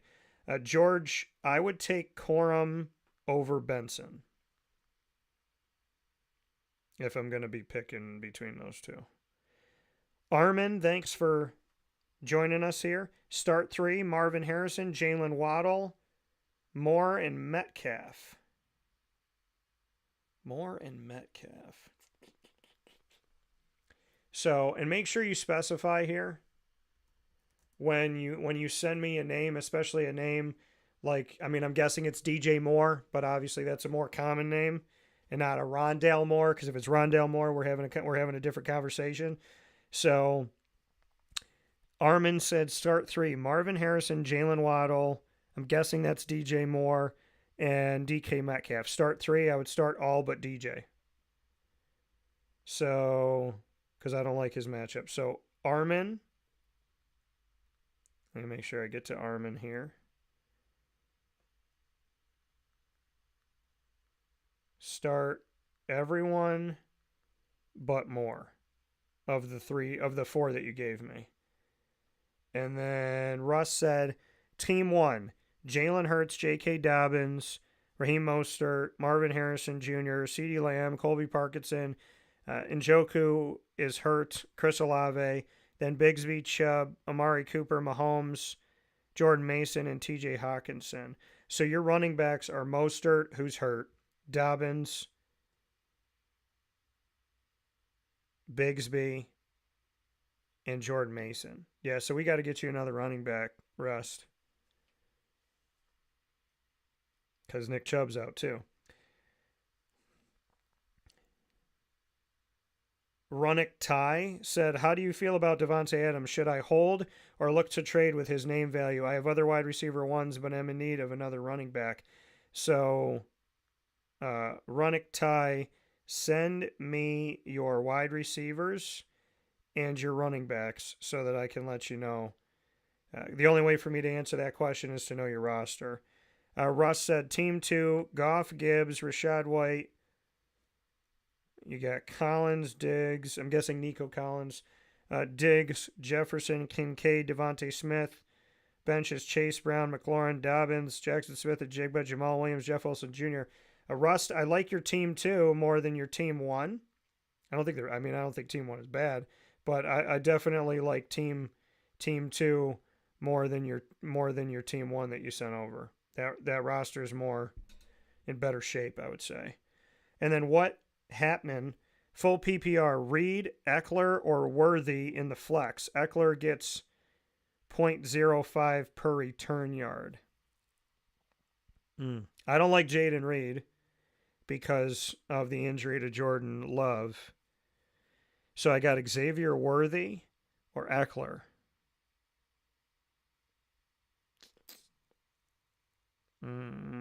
I would say what happening, which by the way, I love the name. I would go Worthy over Eckler, in my opinion. Which is a tough one for me because I think Jaden Daniels is going to have a good season, but Xavier Worthy has Pat Mahomes. And Russ Maniac said, haha, yes, second team is a 10-man, that's why. That's a good one, man. George C. said, my running backs are Mixon, Najee, Chase Brown, and Bigsby. My wide receivers are Amon-Ra, Nico Collins, Devontae Adams, Kirk, and Shakir. How should I who should I trade for another running back? So you have Joe Mixon, Najee, Chase Brown, and Bigsby. Who should you trade?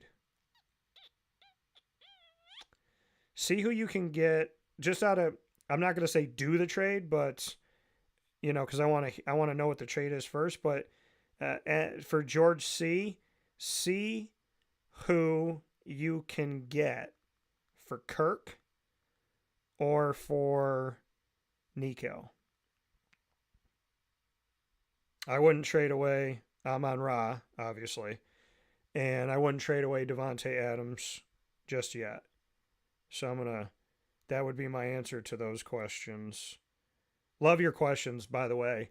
And if you're new to the channel, make sure to subscribe and hit our notification bell. We talk fantasy every week on Wednesdays. So, and the show Wake Up Call with Dan Tortora, we talk about the NFL, we talk about college football, and literally so many things around the country and the world, Monday through Friday from 9 a.m. to 11 a.m. Eastern Time. And as you can see today, we go past 11. It's 12:20 right now. So youtube.com, facebook.com, both / Wake Up Call DT, and on wakeupcalldt.podbean.com. And of course, you can find us on your favorite podcast platform: Amazon Music, Audible, iHeartRadio, iTunes, and Apple Podcasts, Player FM, Podbean, Podvine, Spotify, Podchaser.com, TuneIn, and YouTube. All you got to do is search Wake Up Call with Dan Tortora, or one word, Wake Up Call DT, and click subscribe or follow on any one of those channels. And I appreciate everybody that has. And look forward to you all joining us because I love these questions. Would love to have you all every week. So, Runick Ty said, other wide receiver, Mike Evans, Garrett Wilson, Zay Flowers, Devontae Adams. I also have Ladd McConkey. Running backs right now are Barkley, Mostert, and Bigsby. So, Runick, you said, should I hold or look to trade? You have other wide receivers, but you're in need of a running back. Okay. Your running backs are Barkley, Mostert, and Bigsby, so I do agree that you need a running back, especially with Mostert having a chest injury. So you have Mike Evans, Garrett Williams, Zay Flowers, Devontae Adams, and Ladd McConkey. I mean, I like your wide receivers. I'm not a huge fan of your running backs. Obviously, Runick Ty, you're not either, or else you wouldn't be asking this. So I'm not going to tell you to just like blindly do a trade, but see what you can get for Devontae and then send it over to me. And of course, if the show's over live, you can still reply to the video, or you can send it to me on Facebook at Wake Up Call DT, X at Call DT, and Instagram at Wake Up Call _DT. For all of you watching and listening that want to get to me 24/7, you could send me DMs on any one of those, or you can send a public message of a question here. Andre, looking for a wide receiver upgrade, who would you go for with an ETN McLaurin package? It depends on who's available, Andre. So, Andre, you have to tell me who's available and what trades people are open to. Because, I mean, you're asking me to tell you who I would get, but that's an entire league. So, I mean, that's tough for me to answer that question. Runick Ty said, thanks, man. I'll be sure to subscribe and keep tuning in for some more fantasy chats and advice. Thank you, sir. Appreciate you. Rust said, oof, I messed up my second team. I don't have Diggs. I have Collins and Jefferson. Messed up my names with my other third team. Rust, if you can't keep your team together, I can't possibly keep your team together. So make sure that you're doing that for me, man. So, yeah. So you got Collins and Jefferson. Okay. All right. Well, Sam Darnold's doing some good stuff. So, yeah. If you got questions, send them in. I'm going to get back to getting some of these games in here. We got a bunch of games to get to still. Next game we got up is San Fran at Minnesota. So let's get to San Fran at Minnesota here. And we're going to go with the road team first, as we always do. So let's go San Fran, who had a nice Monday night game. Figured they would win, and they did. By the way, if you want to know my picks for every NFL game every week of the season, tune in on Thursdays to Papa Joe and I, who are here on the broadcast on Wake Up Call, 9 a.m. to 11 a.m. Eastern Time every Thursday morning on all of our channels on YouTube, Facebook, and Podbean worldwide, so you can hear our picks for tomorrow. And we talk about how we did the week before. We give you the record of how we performed the week before. We have an overall tally of how we're doing for the season, and then we make our picks. So we're constantly adding them all together so you can keep track of us. We keep ourselves honest, as always, here on Wake Up Call with Dan Tortora. So let's get to San Fran in Minnesota. I'm going to go to San Fran first, being the road team. So, listen, I like Minnesota. They're doing some good things, man. They are doing some good things. And I mean, the thing with CMC is, you know, if he's going to go, then you got to play him. But I think you still play Jordan Mason, right? You know, I think that's a yeah. I mean, even if you have to flex him out. So Christian McCaffrey, he's questionable with an Achilles injury. God willing, he'll be okay. Don't want to see him hurt, right? I drafted him first overall a few years ago. Punched right in the gut when he went out for the Carolina Panthers. So this game, Brock Purdy, I have him as I got him as a low-end QB1, high-end QB2. I like Debo in the game. Ayuk, I have as a lower-end wide receiver 2. I have Kittle as a mid-range tight end 1. I have Jordan Mason as a running back 2 if McCaffrey doesn't go. If McCaffrey does go, I have Jordan Mason as a flex. Running back 3, probably. On the other side of it, looking at how Lake Minnetonka did, well, first and foremost, they went up against the Giants, who are friggin' atrocious. They don't have Saquon anymore. They don't have Evan Engram anymore. And remember what I said. My prediction is Tommy DeVito will start at least one game this season for the Giants. I said that before the season started, and I am wearing very proudly my Tommy Cutlets bracelet that was sent to me by the DeVito family. Shout out to his mom, Lexi. I covered Tommy in college as well, so I know his dad, Tom Sr. Obviously, I know Tommy, and I know Lexi. Sam Darnold, 19 of 24, 2 touchdowns, 1 interception in his debut as a Viking. Aaron Jones in his debut for another team inside of the NFC North coming from the Packers, 14 carries, 94 yards. Get the frick out of here, bro. 6.7 yards a carry, man, was nasty. And a touchdown. Justin Jefferson with Sam Darnold throwing to him, not Kirk Cousins. 6 targets, 4 catches, 59 yards, a touchdown. Addison, 4 targets, 3 catches, 35 yards. Jalen Naylor had 1 catch, and it was for a touchdown at 21 yards.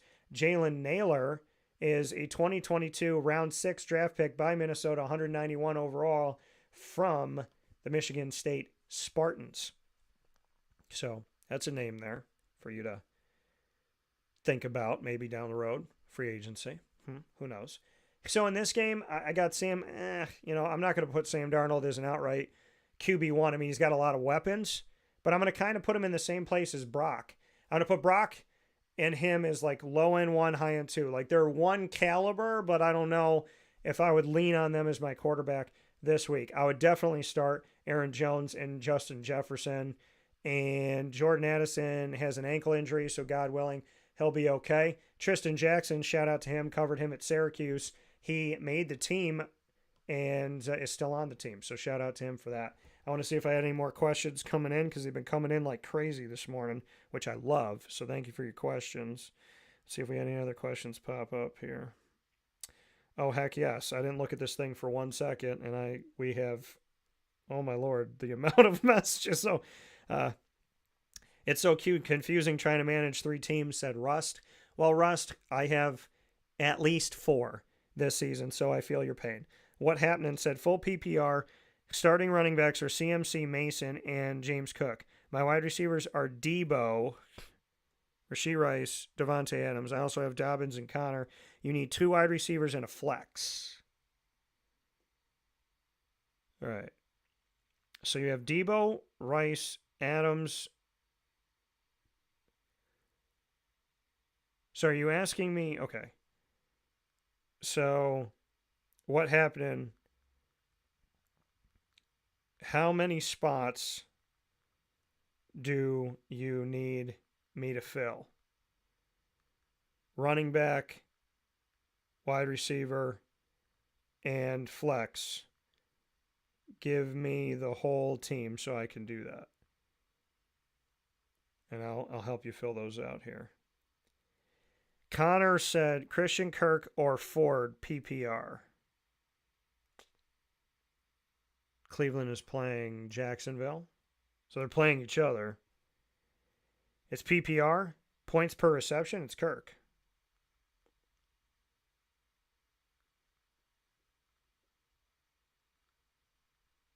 So if we're focusing on receptions, then I'm going Kirk. Because he's a good possession receiver. Thanks for the question, Connor. All right, what else we got? Russ said, I might even have to start Jordan Mason if CMC starts. That's how bad I am at running backs. Well, like I said, if CMC plays, I still have Jordan Mason as a flex. So that's not as bad as you think, Russ. Andre said the people available are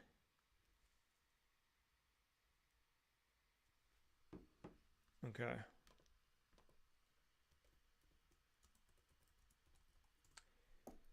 Marvin Harrison Jr., I guess is MHJ here. Garrett Wilson and Brandon Ayuk. Let me go back to your original question, Andre. Looking for a wide receiver upgrade. Who would I go for with an ETN McLaurin package? Or are you just picking guys up? Because if you're picking somebody up, Andre, between Garrett Wilson, Brandon Ayuk, and Marvin Harrison, so Andre, well, that's got to be a trade because I can't imagine those guys are in free agency. So if you're trading, I mean, I don't know if I would even want to package guys like that if I don't have to. ETN McLaurin package? I don't even think I would do that package. I wouldn't package those guys. Because Terry McLaurin can catch no matter who's throwing to him. And he's got arguably the best quarterback he's ever had since coming into the NFL. And Travis Etienne is a number one. So you got 2 ones there. I don't think I'd be getting rid of them together. I would not package them, Andre.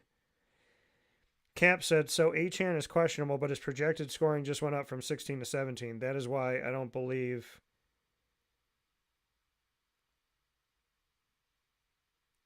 ADP. So, Achane, if Achane plays, obviously he's worth putting out there.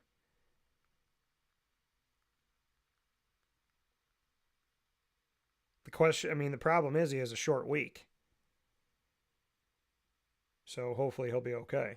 Quinn said 12-man full PPR. Team is Burrow, Saquon, Najee, AJ, I'm guessing Brown, Brandon Ayuk, Brock Bowers, Pittman with Amari Cooper, Hollywood Jeudy on bench, and Jonathan Brooks on IR. I'm 1-0. What are your thoughts to do with the team going forward? So you have Burrow, Saquon, Najee, AJ, Ayuk, Bowers, Pittman. You got a good team, man.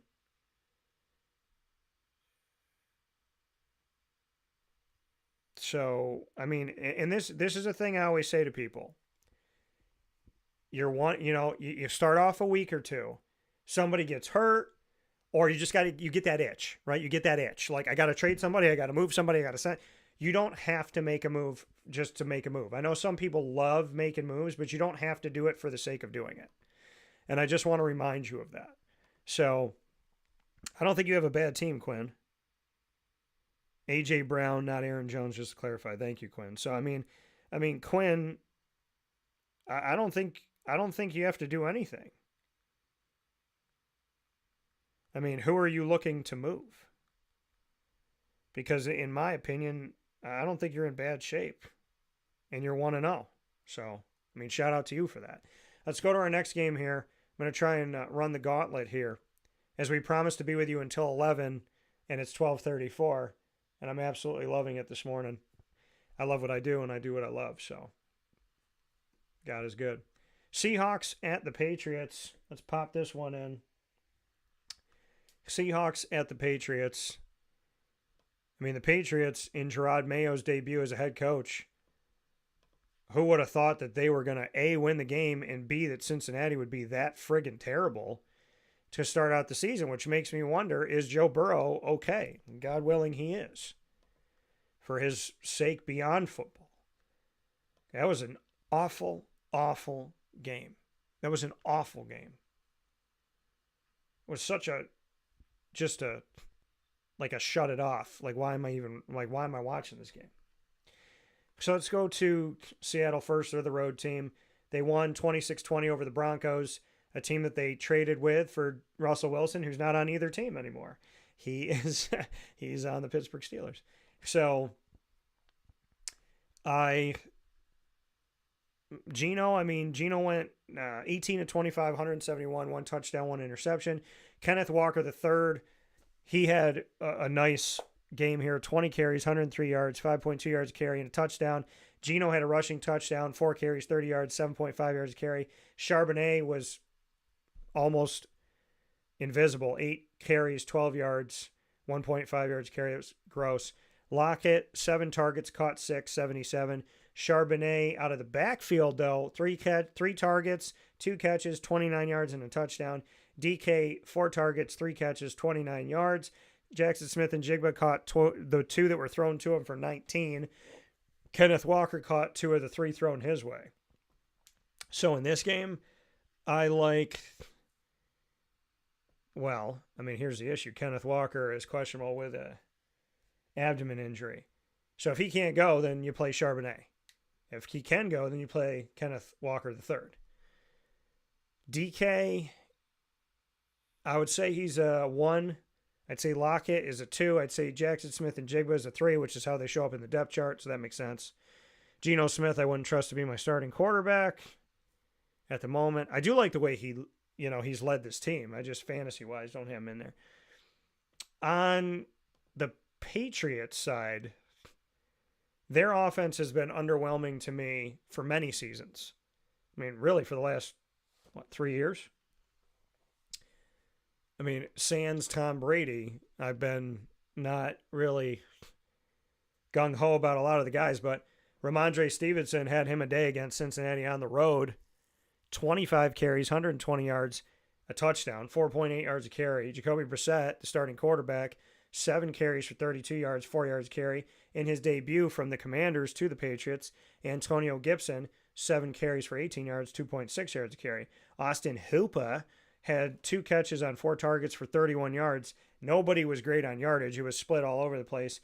Hooper had 31 yards. Thornton had 27. Osborne had 21. Henry had 18. Demario Douglas had 12. Jalen Polk in his rookie debut caught the only pass thrown his way. 1 catch, 6 yards for the rookie out of Washington. Pick 37 overall, round 2, Jalen Polk. So, I mean, he's a good maybe grab and stash guy, but I mean, I think I took him at the end of one of the leagues as my 6th wide receiver. So Ramondre Stevenson is the guy that I would play in this game. I got him as an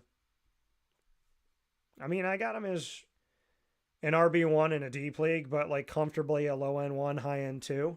Not really sold on any of the receivers. Cut and paste that from last year when it comes to the Patriots. Let's get into the next matchup that we have here, which are the Jets and the Titans. Well, the Jets were happy to get a game under their belt with Aaron Rodgers making it through the entire game. And some good things did happen. Breece Hall did some things. We saw some things from Garrett Wilson. We saw some things from Alan Lazard. We saw some things from the defense at times.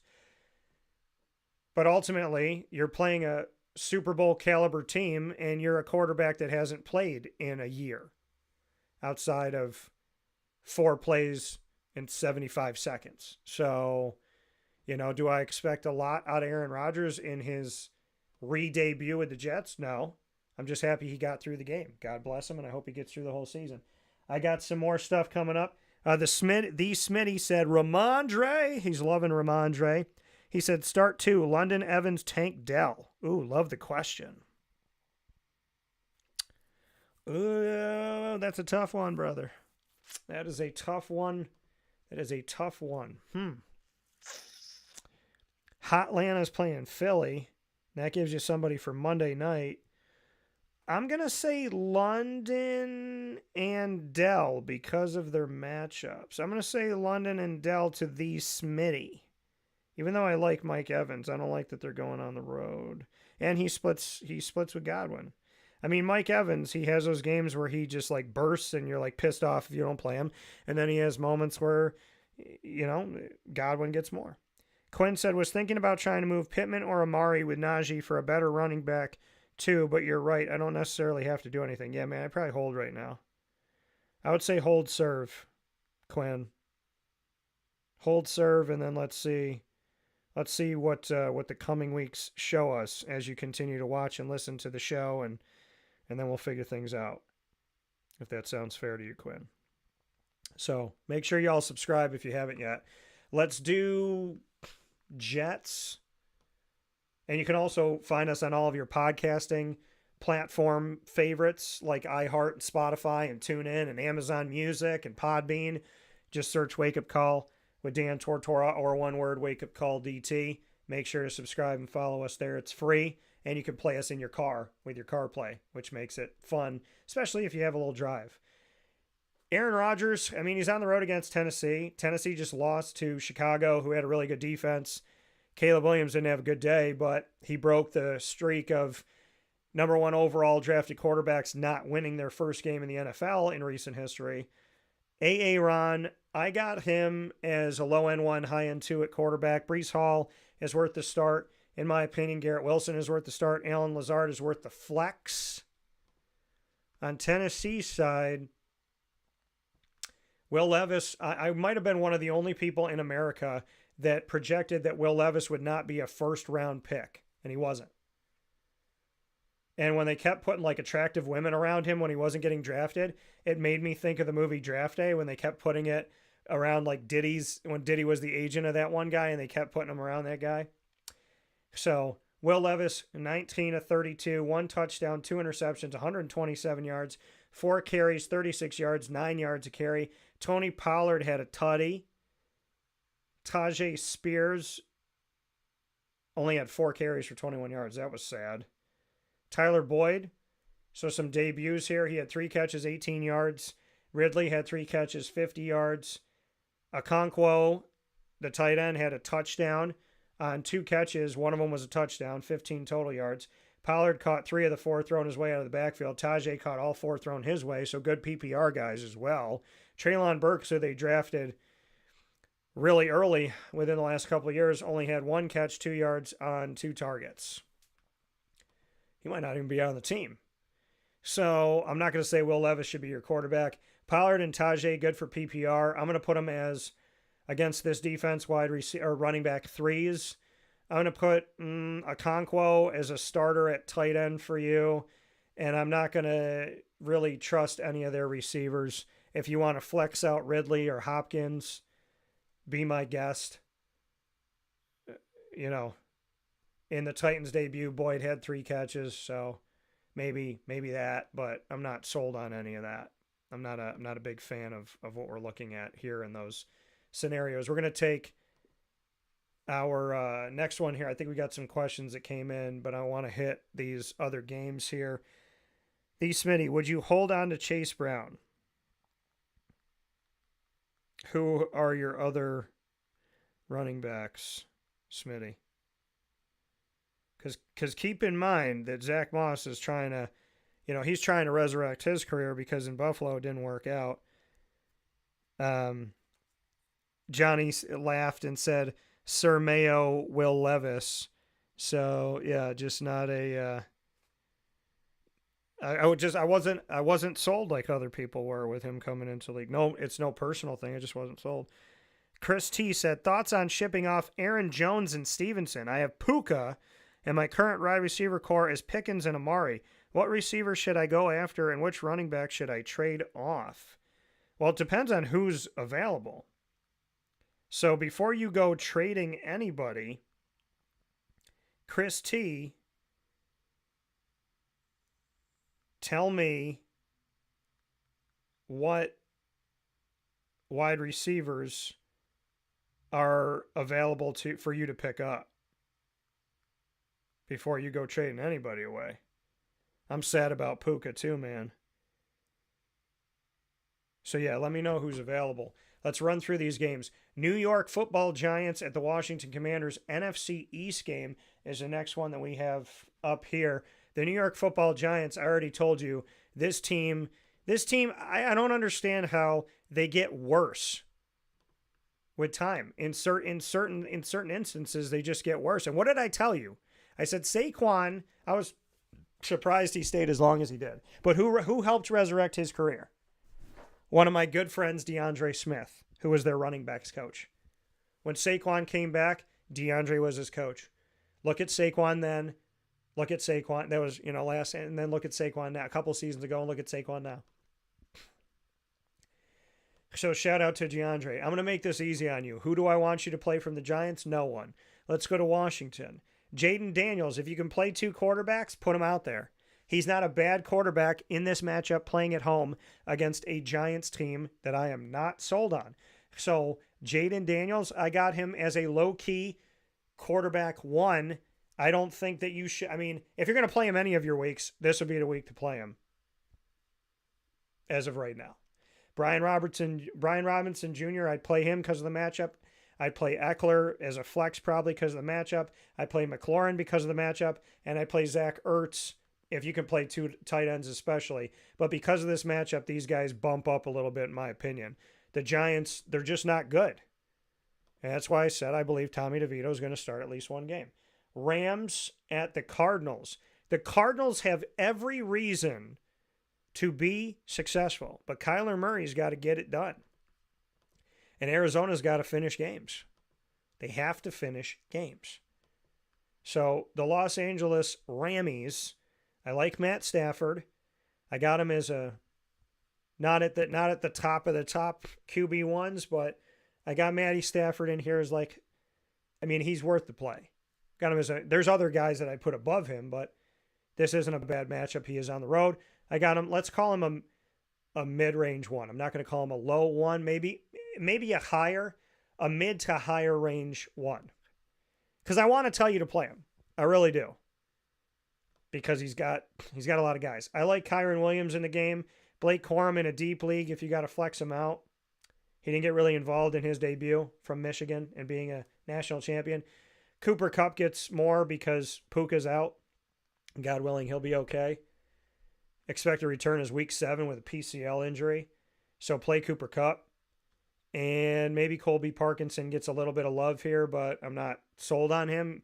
Just maybe he gets a little bit because the receiving core is up in the air beyond Cooper Kupp. Kyler Murray on the other side, I got, he's a talented guy and he can run. And in fantasy, it should be easy to say to play this guy. They lost to the Bills on the road 34-28. And he has so many weapons. He was 21-31, a touchdown, 162 yards, 5 carries, 57 yards, 11.4 yards a carry. James Conner had a touchdown. Greg Dortch got involved. James Conner caught 3 of 4 passes out of the backfield. McBride caught 5 out of the 9 thrown his way.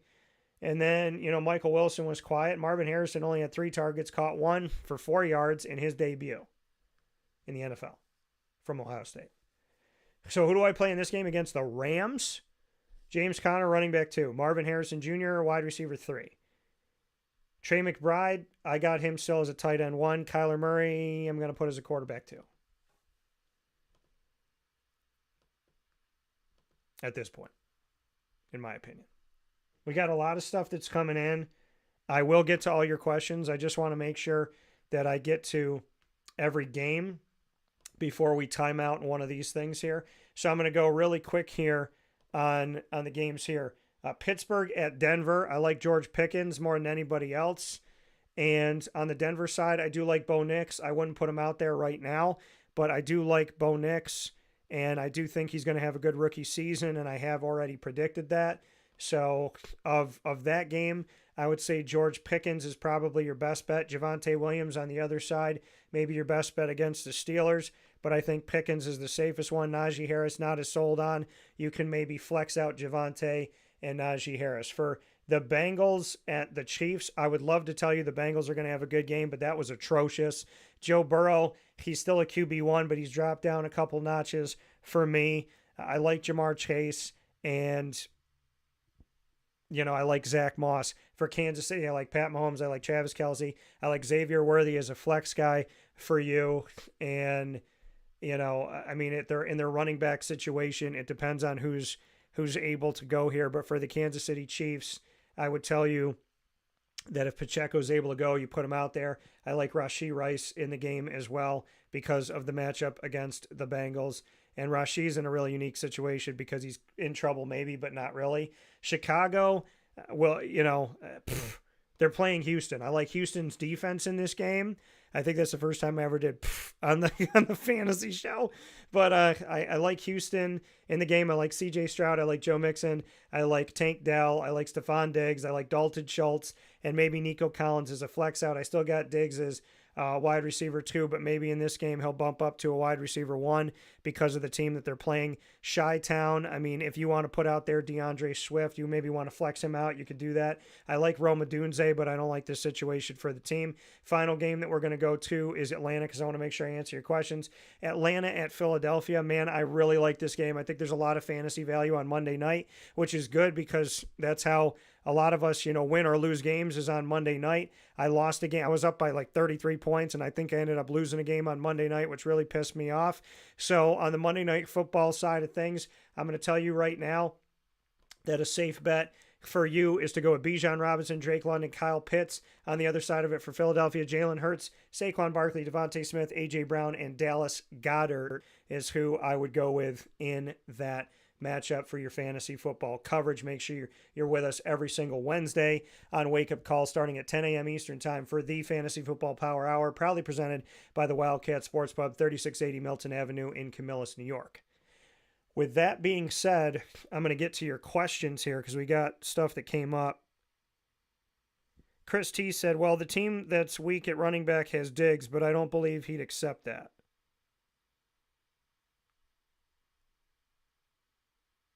Well, tell me who you have in free agency, Chris. Tell me what wide receivers are available in free agency. Johnny said Rams will lose or he will shave his head, which isn't fair because he already shaves his head. By the way, for those of you that may not remember Johnny, he is the person that lost a head-to-head bet with me, and if he lost the bet, we agreed that we would shave his chest live on air, and we did exactly that. And you can go back and watch it. Fox E said, PPR, would you worry about your wide receiver 1, 2, 3? You have Ayuk, DK, Coleman, Palmer, and Dubs. So I'm guessing, Fox, your 1, 2, 3 is Ayuk, DK, and Coleman? I'm not worried about that. And Palmer's got some upside. So I am not worried about that, Fox. Who are your 3 of those 5, though? And the Smitty said other running backs are Zamir White, Ramondre, Mason, and ETN. All right, Smitty, I got to go back to your original question. Would you hold on to Chase Brown? Okay, would I hold on to Chase Brown? You don't have to.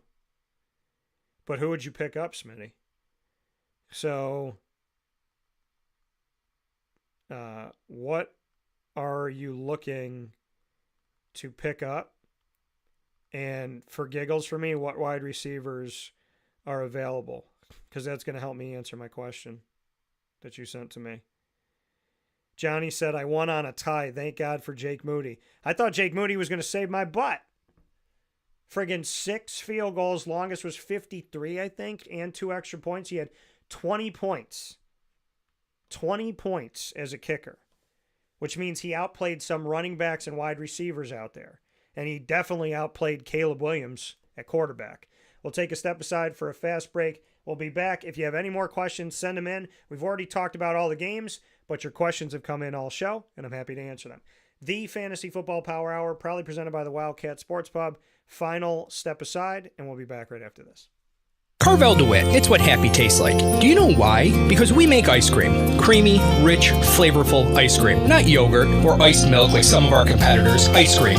Fresh, by hand, daily. For the calorie conscious, we have something new for you. Our new Carvelite. Same great flavor, creaminess, and texture of our regular ice cream with only 35 calories an ounce. So whether you want an ice cream cake, flying saucer, dasher, carvalanche, hard or soft ice cream, we will satisfy your craving with our fresh, handmade regular or new Carvelite ice cream. Carvel DeWitt. It's what happy tastes like. The Wildcat Sports Pub in Camillus, New York is located on 3680 Milton Avenue in the Home Depot Plaza. It is your family-friendly sports bar and restaurant. Folks, some sports bars aren't family-friendly. Some family-friendly restaurants are not sports bars. The Wildcat Sports Pub in Camillus, New York is proud to be both. It is that marriage that you've been looking for years. The Wildcat Sports Pub is your home base for your sports bar and restaurant needs, games for the kids, indoor and outdoor activities, and enough things on the menu to come back every single week and get to try something new. They're open Sundays from noon to 8 p.m., Monday through Wednesday, 11 a.m. to 11 p.m., and Thursday through Saturday from 11 a.m. to midnight. For reservations and party information, call 315-487-2222 for the Wildcat family-friendly sports pub and restaurant.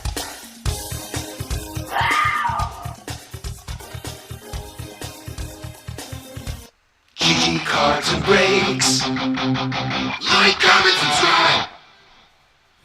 GG Cards and Breaks coming to you on 639 Delmar Place in Syracuse, New York, is the sports card and trading card shop.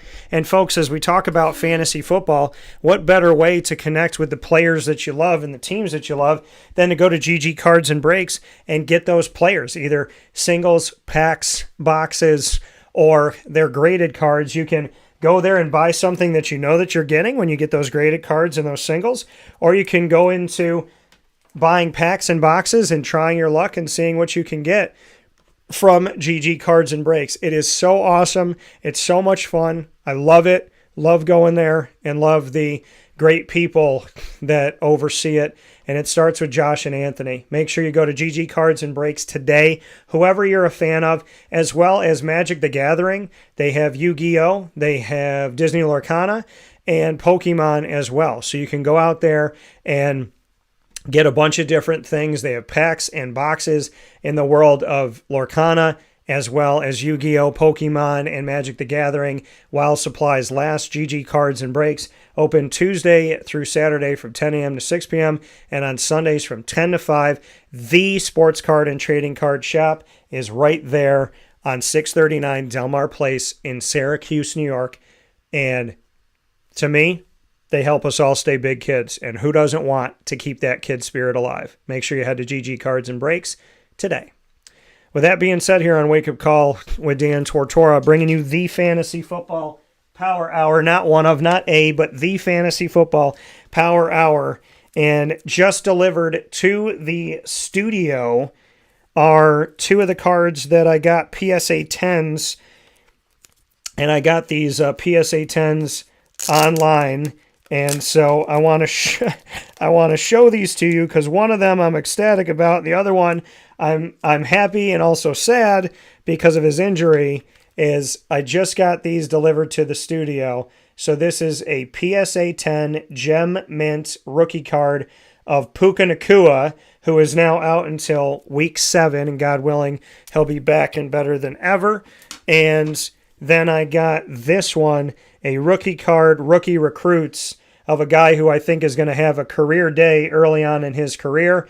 Gem Mint PSA 10 of Anthony Richardson this weekend against the Green Bay Packers on the road, who are not going to have Jordan Love, and God willing, he'll be okay and be back very soon. So my Anthony Richardson rookie card PSA graded 10 out of 10. So Puka and Anthony here on your screen.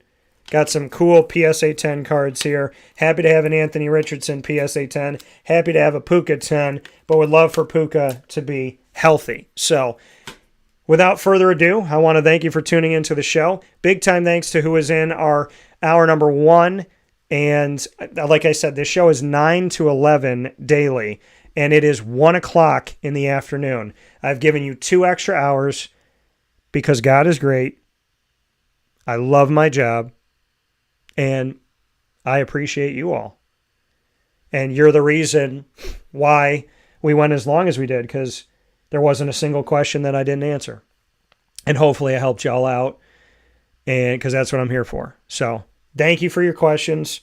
I appreciate you tremendously. Make sure to subscribe if you haven't yet. And, of course, big time thanks to our Lemoyne Dolphins women's golf team, head coach Joe Tesori, and my guest today, Mia Avatins from Liverpool, New York, and Riley Stuver from Webster, New York, as well as my Syracuse Orange defensive end alum and NFL and AFL alum who joined the show today, and that being Duke Pettijohn. And shout out to his son Riley, who's committed to Ohio State and was recruited by Fran Brown when Fran Brown, before he was the SU coach, was on the staff at Georgia, and he was recruiting Riley Pettijohn. So that's a kind of cool connection there of Duke getting to know Fran before Fran became the head coach of Duke's alma mater. And a big time shout out to the Wildcat for fantasy football. Of course, you can find us on all of these wonderful channels. Johnny said I should be working right now. So Johnny, as I put in 2 extra hours, you're putting in less. So listen, we're evening each other out. So you cannot work for the next 2 hours since I work 2 extra hours. That's how I do my math. T-Money says he has a question. What is your question?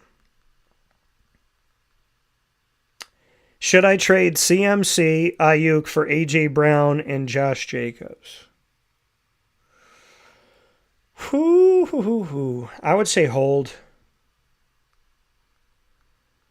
Because you don't know what's going to happen with that Jordan Love injury. I would say hold. And you have Mason? No,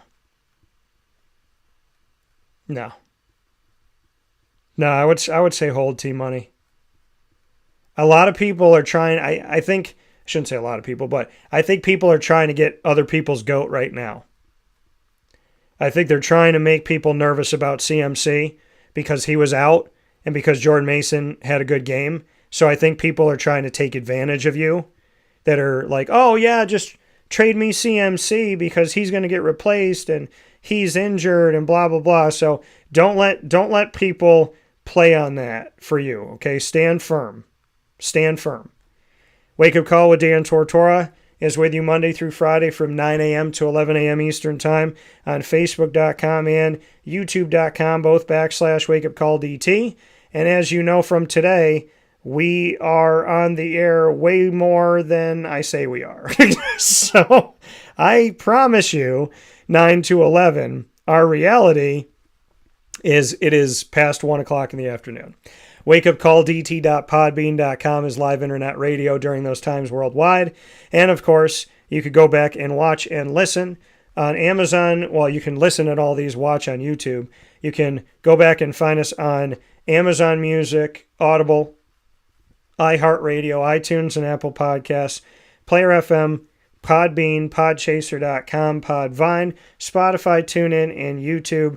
All you have to do is search Wake Up Call with Dan Tortora or one word, Wake Up Call DT. While you're there, click subscribe or follow or whatever the verbiage is that they use on that specific channel so you never miss a live show or you never miss any of our show playbacks again. Big time thanks to our incredible partners in Central and Upstate New York. Much love to Carvel DeWitt. I have my own Sunday there. You can go and get it every day of the week. And on Wednesdays, you can get a buy one, get one. So if you go on a Wednesday, like today, you can get buy one, get one DT Dolphins. So, if you're going on your first date and you bring your guy or gal to dinner and you say, I got dinner. I'm going to pay. Don't you worry. And you have a great dinner and then you go and get an ice cream. You say, I got ice cream too because I'm having a great time with you, with them not knowing that the ice cream is 2 for $1. So, date, not a budget, baby. Carvel DeWitt, 4322 East Genesee Street, DeWitt, New York. And I'm telling all my secrets. I'm kidding. I don't mind paying for dinner and ice cream unless it's like a lunatic that I'm out on the date with. Then I'm at this point, I've never left in the middle of a date because I don't have it in my heart to do that. But hindsight 2020, some of the way these people have talked to me, I should have got out of my car, looked at them, and went, nope. Turned around, went back in. Not because of what they look like, but because just the conversation, man. The conversation. It is not fun to date in today's world.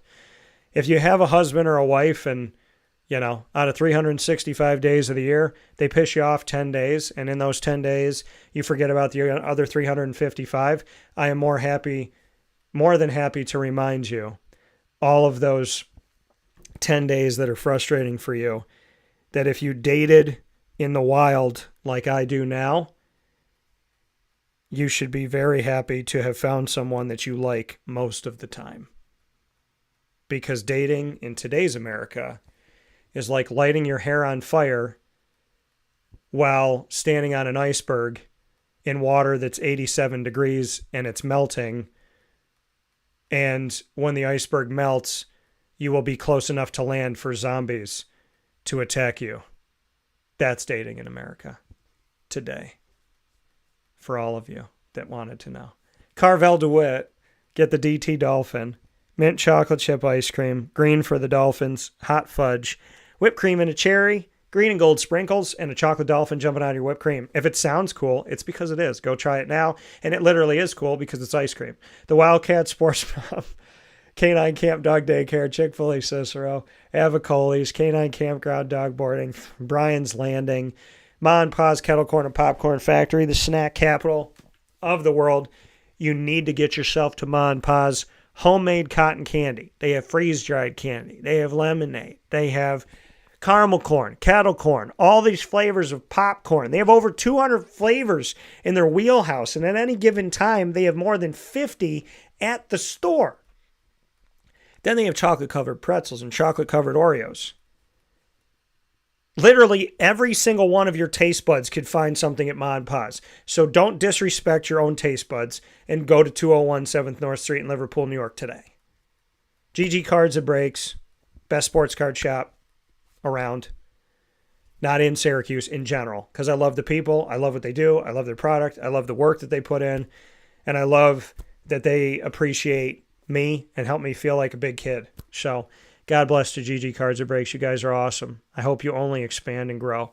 Great Lakes Honda City, Pizza Man, Servomation that's reimagining vending in schools and places of business. There's nothing like Servomation.com that I've ever experienced. Totally changed my mind on a vending machine, on the quality of food in a vending machine, on the assortment of food in a vending machine, and on the technology. Find out more at Servomation.com. And, of course, Mother's Cupboard, the home of my signature exclusive breakfast sandwich, bacon, egg, and cheese inside of 2 pieces of French toast. Pick it up and eat it like a sandwich. Cut it up and have it with some syrup. I call it the Cuse Mac Mother, and you can get it today. So make sure you do that. And what did Johnny say? Say it again in that voice. LOL most of the time, yes. So say what again in that voice, Johnny? Tell me what I said. I blacked out. Just kidding. Great Lakes Honda City. And of course, we are the exclusive multimedia marketing partner of your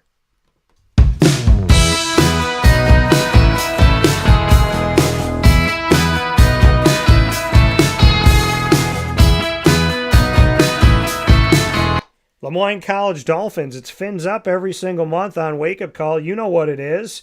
And so definitely appreciate all that the Dolphins do. Wednesdays at 9 a.m. Eastern Time, weekly Dolphin Time, like you had today, with 2 fantastic guests. Find all of our Dolphin content by going to youtube.com/wakeupcalldt. Click subscribe, hit the notification bell, and find our Lemoyne playlist. You'll also find the Dolphins if you swim to wakeupcalldt.com on the homepage and underneath the exclusive partners tab. For more information, go to LeMoyneDolphins.com. And as always, fins up.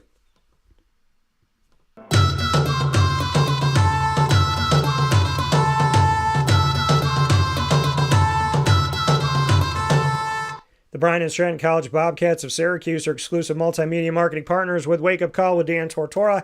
Find your Bobcats every single month in the Bobcat Buzz. You won't find it anywhere else. The Bobcats, men's and women's soccer, men's and women's basketball, baseball, and esports. Guess what? The Bobcats in men's and women's soccer have won national championships as recently as 3 years ago. Some teams have never won a national championship. The men's soccer team have won 3, and both teams won in 2021. So check out all of our Bobcat content by going to youtube.com/wakeupcalldt. Click subscribe, hit the notification bell, and find our playlist with the Bryan and Stratton College Bobcats of Syracuse, the BSC Bobcats playlist. And, of course, many thanks to everyone at both campuses. There's one in Syracuse, New York, up the road from downtown Syracuse on James Street, and they have a campus as well on right off of Route 57 in Liverpool across the street from Avicoli's. You can get them on our homepage underneath. You can get them on our homepage as well as underneath the exclusive partners tab. For more information, go to syracuse.bscbobcats.com. Johnny said, when you take the people out on a date. I said something in a weird... What did I say? What did I say? It is crazy, Johnny. It's not fun. Johnny knows. Jason's got a question for us. Jason said, start 2, 1 PPR. Achane, Jones, and Ford. Mostert ruled out an Achane game time decision. Ankle against Buffalo tomorrow. Thanks. Well, if you have to start 2, I'm going to say Jones and Ford, Jason, to be safe.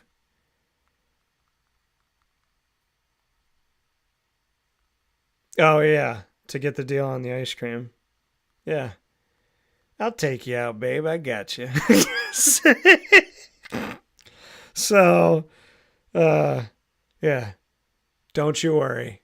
I got it. Crazy. It's true, though. 2 for 1 ice cream. Seriously. Wednesdays are the day to go out on a date in Syracuse, New York. Because unless they pay attention, no one will know that you bought them their ice cream for free. And of course, I'm telling you to be chivalrous, okay? I've been out on a lot of bad dates. So if I could have saved $7, I think there should be dating reparations. That's all I'm saying.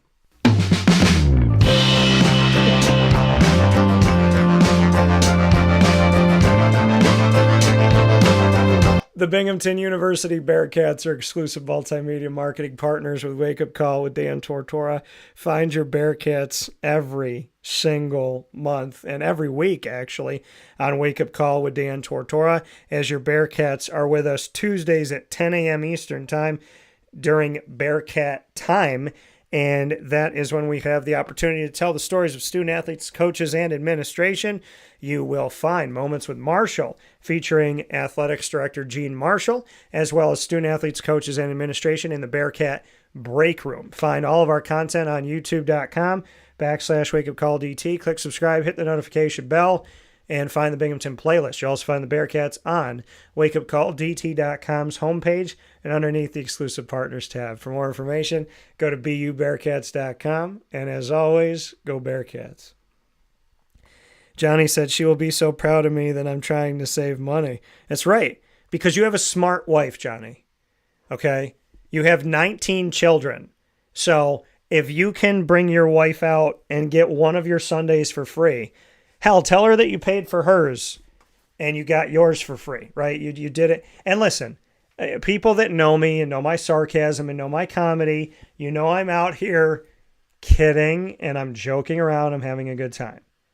I'm not telling you to be cheap on a date. I'm just saying that dating in today's America, there's a lot of lunatics out there. And I believe during COVID that there was a shaking of the tectonic plates, which opened up some of the caves that they were living in. And now they're free. And so all I'm saying is dating is not what it used to be. And when you feel like your time is wasted, it's insult to injury when your money is wasted as well. That's all I'm saying. People work very hard for their money, and thanks to the current government, ice cream, is only like $72 a barrel. But, maybe it's cheaper than gas. I think it is.